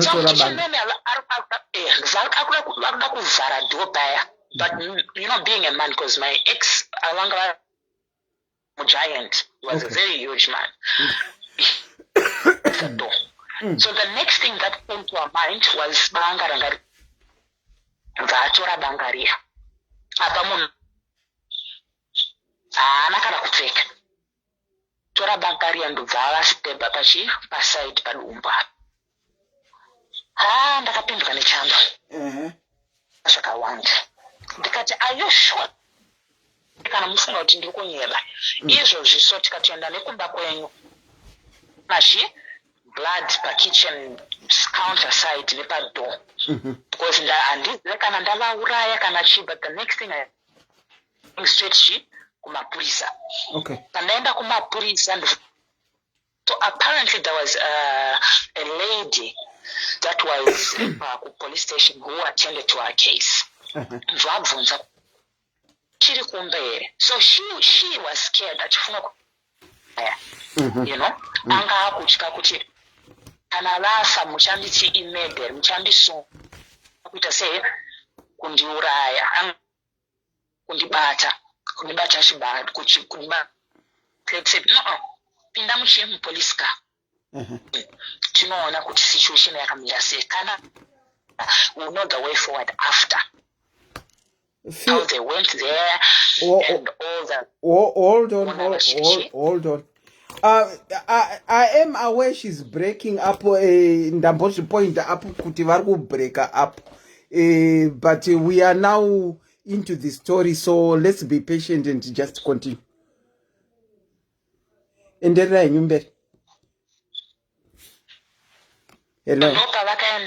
So it's like he was trying to aid himself with to band-aid himself pachironda chiye chaanga mbaya. For knife yacho yanga isina kunyanya kupinda aside pacho apa. Okay. It was just like you know, deep. So him, I don't know whether he was scared or to attend to hospital or whatever, and this even. I think so. He was scared. Yes, he ended up attend at a clinic or something. So, Wakamuana ashtochi dressing, because he had earlier dressed the wound, so it was like he was trying to disinfect again and change because he was still bleeding a lot, you know. Okay. So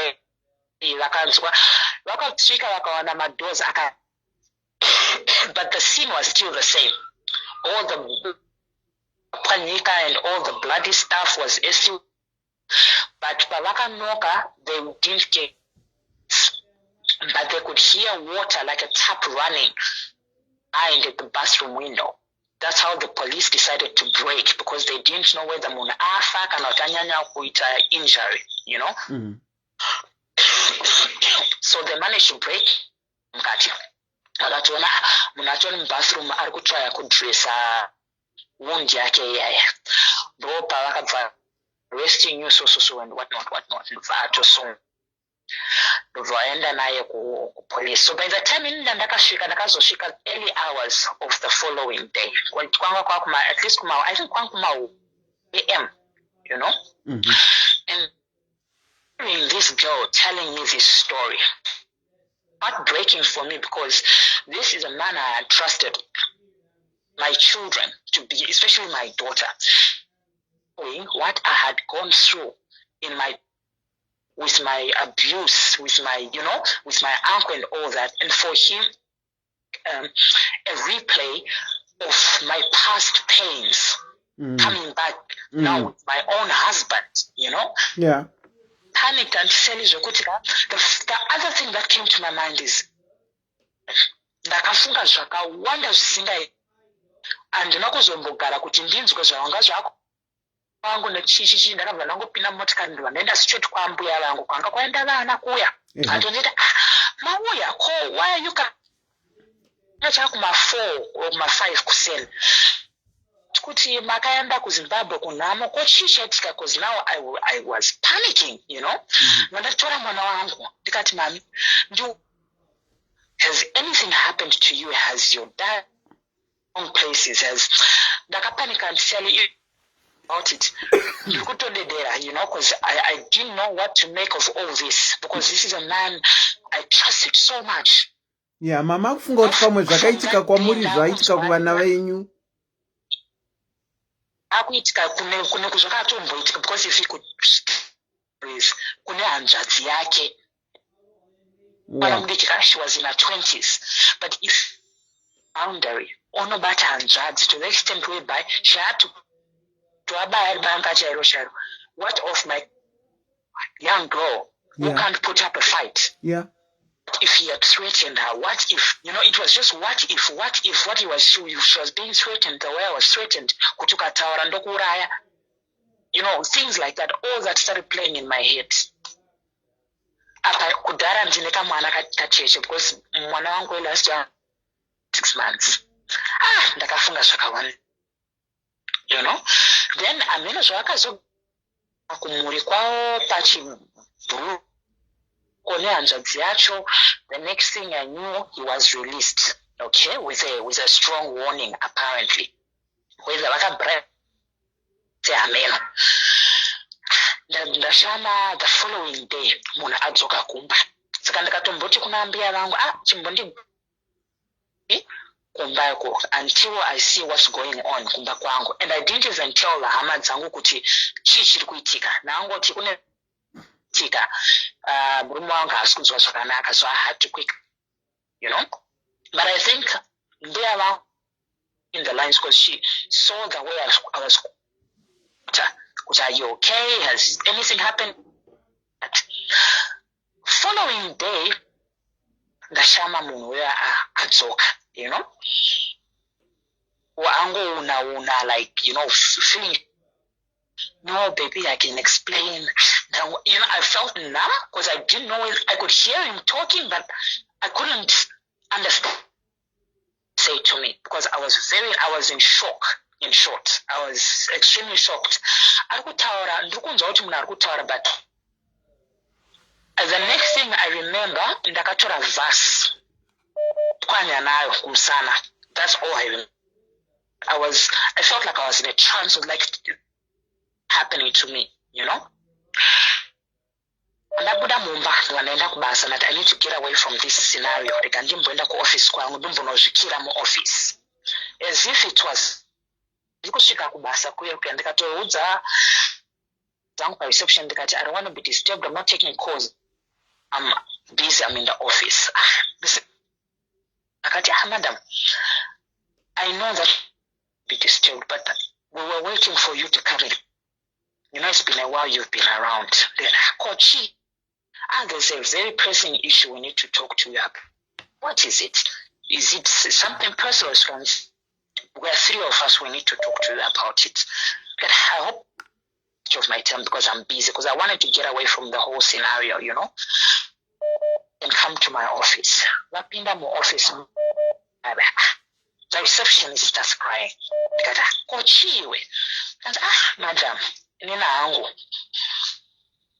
But I think I want to resign. This is my working conditions. This is, I think, now we can't be working under these. It's not you. You've been an amazing boss, but your husband, we cannot work with your husband. So as we took on a company,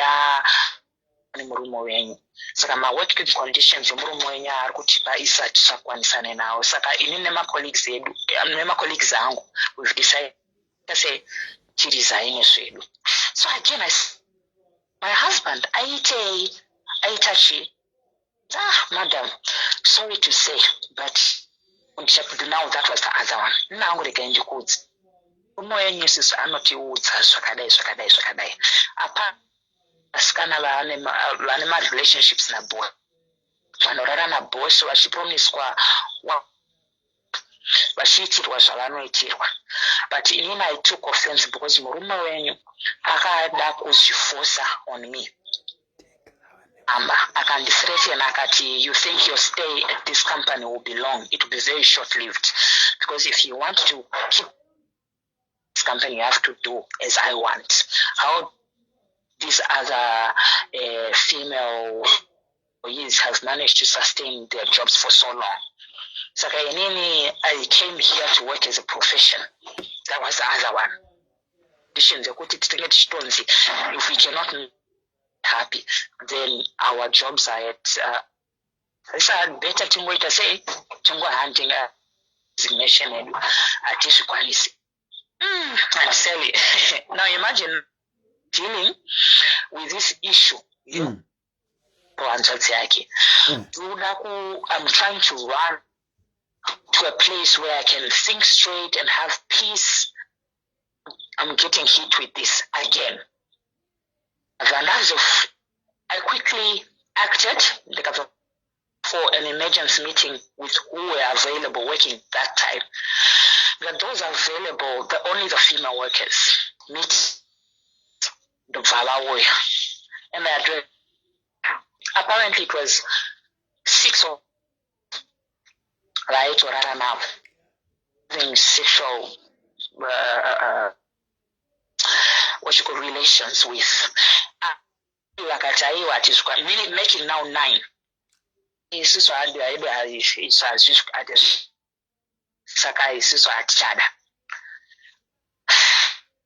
I eventually said, no, I'm putting my foot.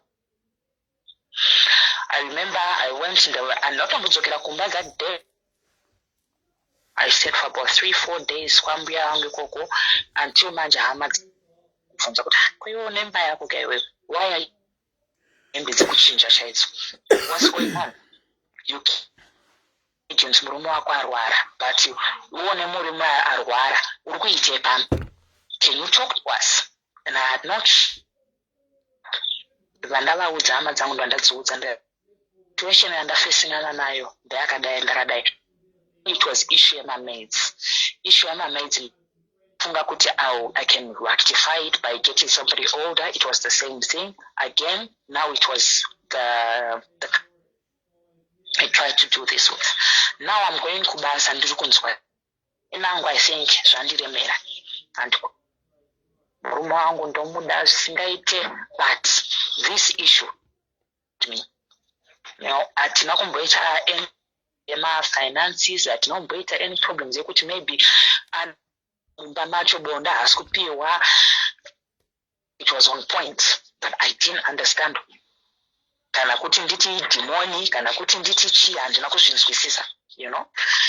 So this is the situation I'm faced with. Because I don't know what I would do to him. I don't know if he had anything, panic mode right now, and I don't think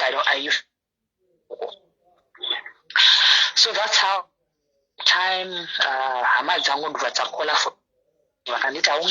like this. It's not possible to bring two families together and because this is a serious problem. There are kids now involved. We need to address this immediately. That's how we called for a family. And then from that time, well, about the sister, because the first thing my motherly instinct jumped. I would not want anything to happen to mwana wangu, So I just said, because I cannot, this is a person I cannot trust anymore, because if he can overstep boundaries like that, so they tried, no, talking. Me, I'd already made a decision from the word go. Because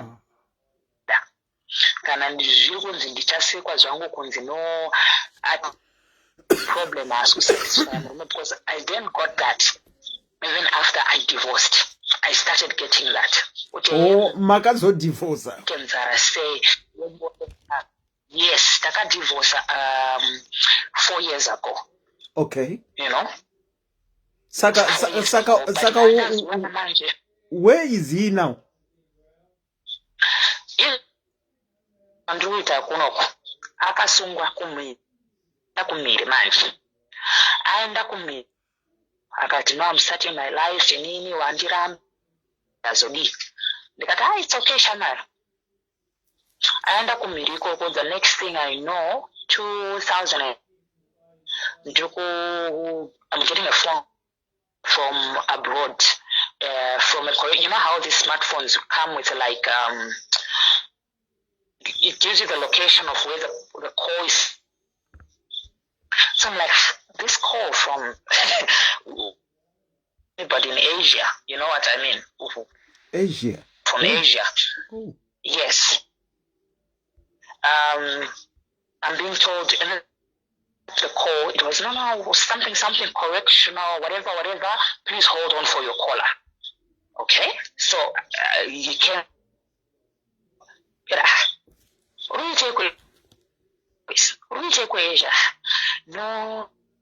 No, forgive me. You know, I hope you find it in your heart to forgive me.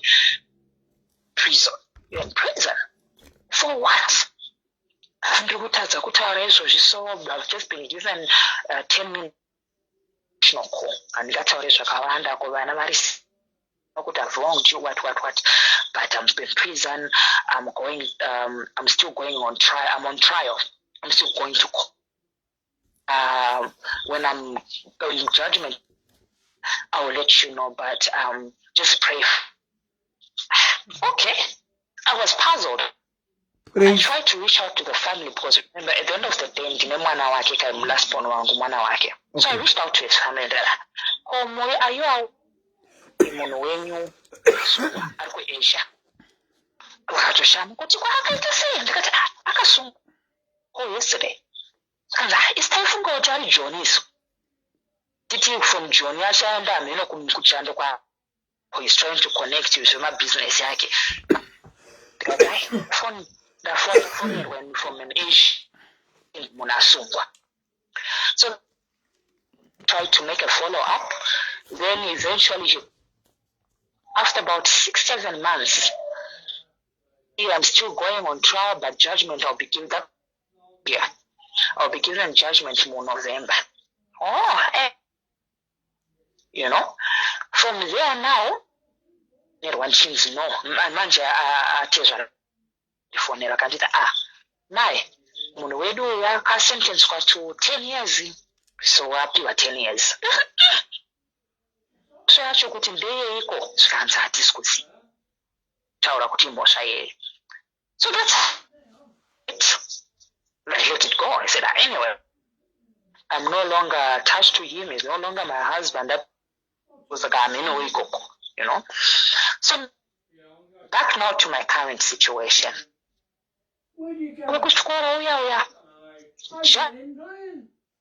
I was getting my divorce. Okay, we were talking per phone, yeah, hi, you know, stuff like that. Once in a while, because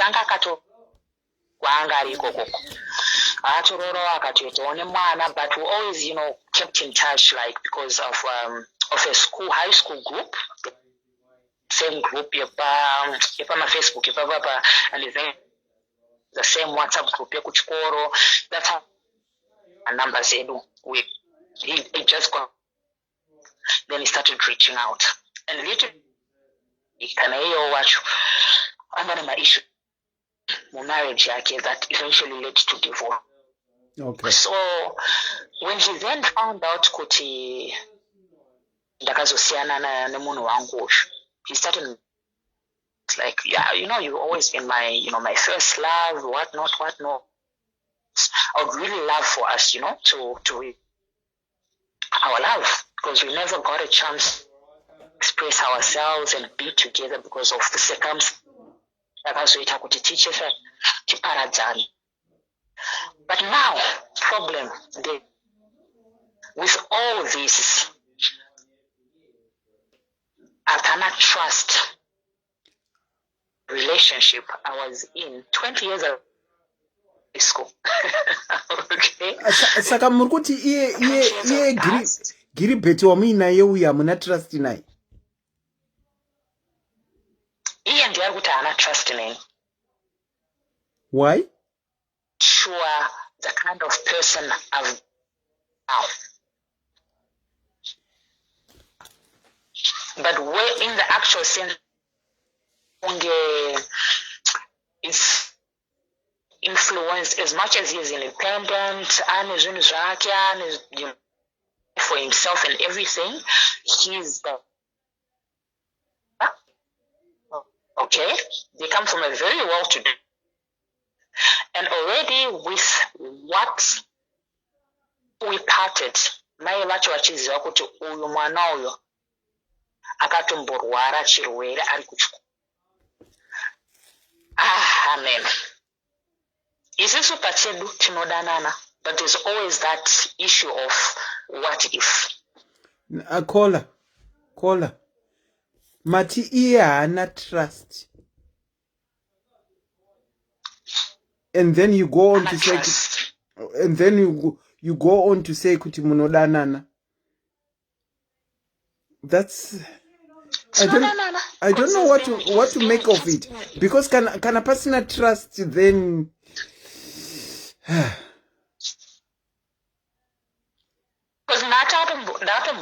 because is it because of the distance, or at the end of the day, that has happened? It's a long distance relationship. Though we are fixing some travels this October.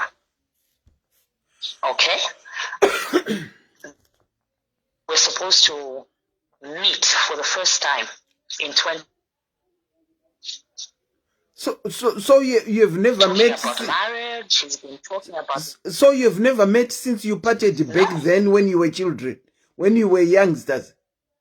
Never. We have never up to date. To Miramari, when for upkeep stuff, I'm not almost every day for hours. The only myself is I'm not involving my children, whether it's on phone or what, until I know I'm certain where this is going. Yeah, no confuse Alana, because already they came. Confuse number one, number two. Panenge parikutoleka trust already. Saka panonetsa. Trust yacho iri kulekeka sei when you have never met for 20 years and over. Saka trust yacho iri kulekeka sei. In his words, anondita woman. And I'm a very attractive woman, and he's not convinced, because in an actual relationship, we were actually planning and it's been a year and a half. Oh, and hey, you know, when we actually rekindling this, we want to make this an official 7 months or so. I don't know if it's insecurity issues. I'm not a woman. He's not convinced. Caller. Long distance happening. From what happened to your childhood to what you experienced in the marriage that you had, did you ever get counseling at all? No. I have not. Just you'll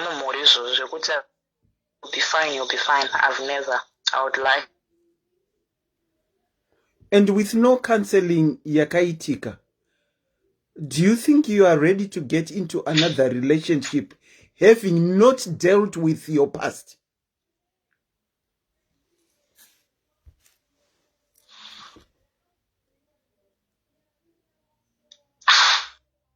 Honestly, I want to have this relationship, but I'm ready for marriage. Sorry? I want a relationship with this person, but I'm not sure. Iri kukata handisi kuinzwa, ndiri kungozonzwa pekuti marriage. or ndikuti with everything kumuda ndikuida relationship but kuti ndipinde marriage and ndifunge kuti ndiri ready. Okay, why do you say you are not ready? I think because to really learn how to trust also a man. If I don't know respect this time around. I'm not sure. Kunyika kwa muri koko, can you not find counseling? Because here is my problem of getting into another relationship without dealing with your past. You know, things that happened to you don't just go away. And if you get into that marriage, because maibatwana sekuru, nezvakazoita murume wenyu musikatoziva kuti akambobata vana venyu here kana kuti atamba nevana venyu, then you get into another relationship, marriage, musina kudila ne your past. Don't you think that's a bit too much?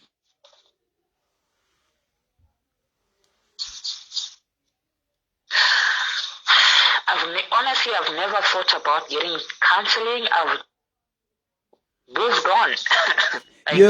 You have never thought about it. I'm confident.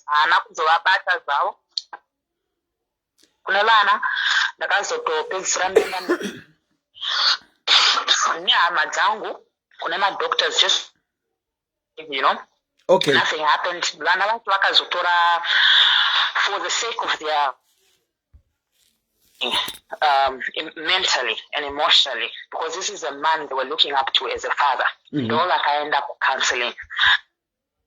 I mean, or maybe I just overlooked it and I got, I'll get over it. I never really thought about, because I've never really thought of I need counseling or anything. I'm glad to hear you dealt with kuona kuti vana vana kubatwa here. We are now taking that out of the picture. Kuti makatraya kugadzirisa nekuenda kumadokta kuona kuti vana vana kubatsirwa. But here is my issue still. Imimi, you went through a lot in your childhood. Nasekuru vaikubatai. You have never gotten any counseling kuti mudile ne situation iyoyo. I would even say mu marriage ya makapinda yekutanga, makapinda musina rubatsiro rwa makawana kuti mudile nezvamakasangana nazvo. Makunopinda mune imwe futi paine zvinoda kutariswa nekugadziriswa kumashure. Inini kufunga kwangu ndanchifunga kuti mukatanga maona rubatsiro kunyika kwamuri ikoko mukaona rubatsiro wamunowana nezvakaitika mukati meupenyu hwenyu, mozopinda henyu mu relationship idzi. Ende imwe concern yangu futi anti ndeye kuti munhu wamuri kunopinda naye mu relationship pantone red flag yekuti apatorina trust. And you last saw each other 20 odd years ago.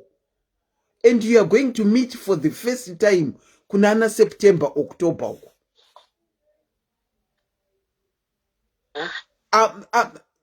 Kuzivana chaiko na iyeka. Zvamaizivana muchirika. Nezva ave uye nezva mave. Zvatosiyana zvachose. It's too early for you to talk about marriage nemurumo wamuri kungonosangana naye manje manje.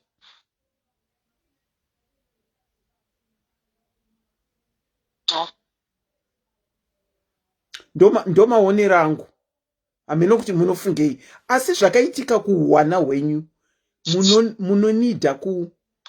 munonida kuwana rubatsiro, because every murume wamuchawana kunyangwe iyeye handisi kuti akashata, kunyangwe akanaka, muchange muchingofungira kuti varume vese ndo zvavari.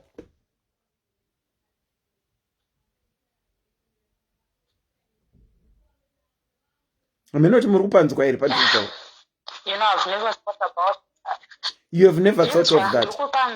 I've never really, I don't know, maybe kukura kwekuti unokura wakangorasirirwa, you have up, you have to, it's like less important, you know, so much about your welfare or how things could have affected you emotionally or mentally, or zvakaitika, you know. Kana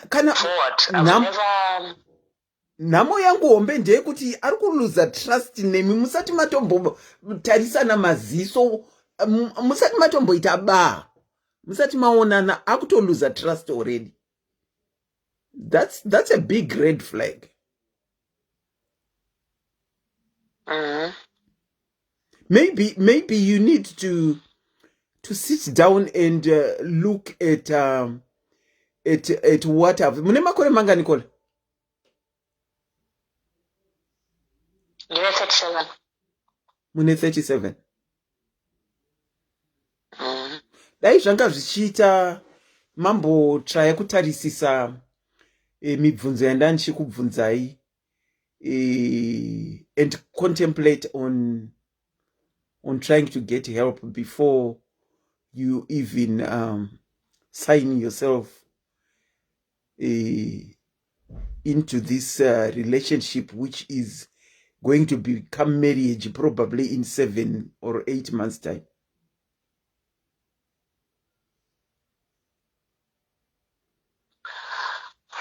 Yeah,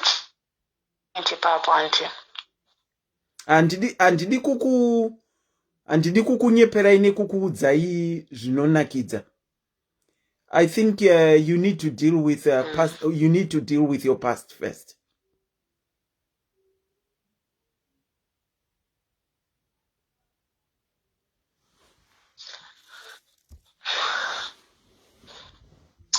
Okay. I'll see what I can do. Well,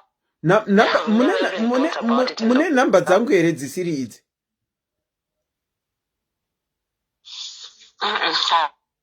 Antila. Ngona idzo dzepam. Mune profile padhuze. I want to encourage you to deal with your past first. That is ndikataura nemi, I want to encourage you to ndozva ndichitaura nemi. I want to encourage you to deal with your past first.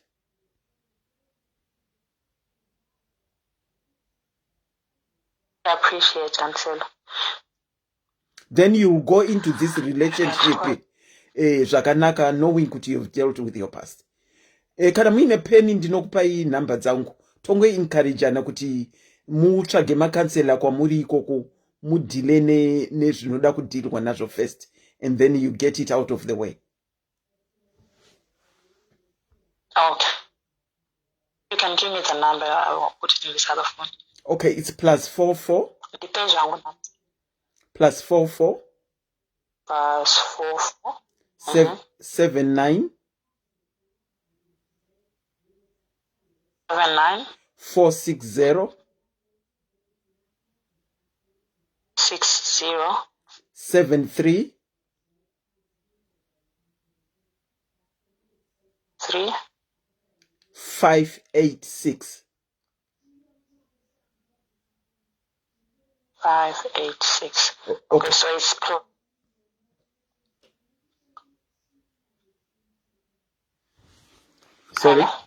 sorry, Bachi.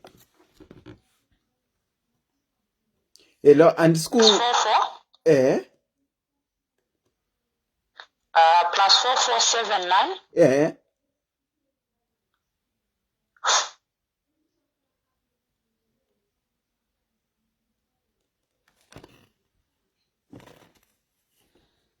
Hello. Yes, look one. Mati 46. Rega nditange futi +44 79. Yes. 460 73 586.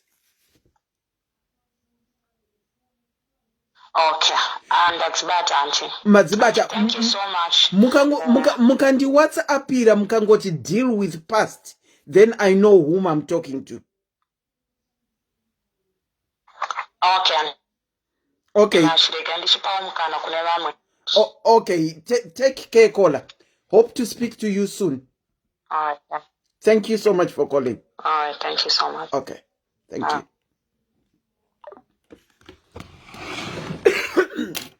Okay, I think I'll switch off this phone first and wrap up. Your call is to switch off. Sorry, caller. Sorry, caller. I've switched off. Okay, it's switched off. Wow. Yeah, that's the number. Let me just pin it, Joanne. 460735586. Well, guys, let me wrap up. I think this is the last of the series, married versus single. But you'll find that as we were talking, especially today, our topic has been diverted, and it has actually become a crisis program.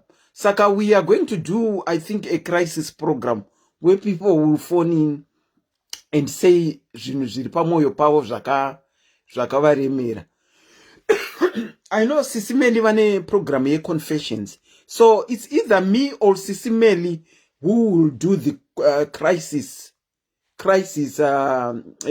live.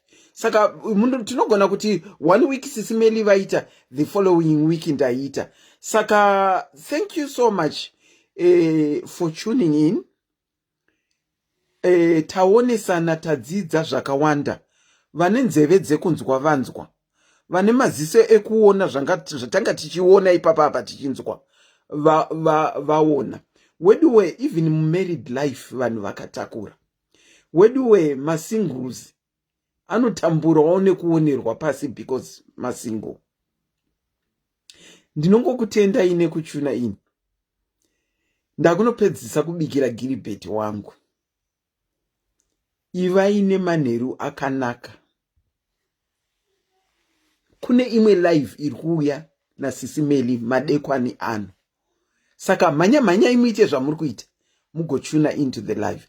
Thank you so much, guys, for tuning in and listening to the program. For me, for now, it's a very good evening to you.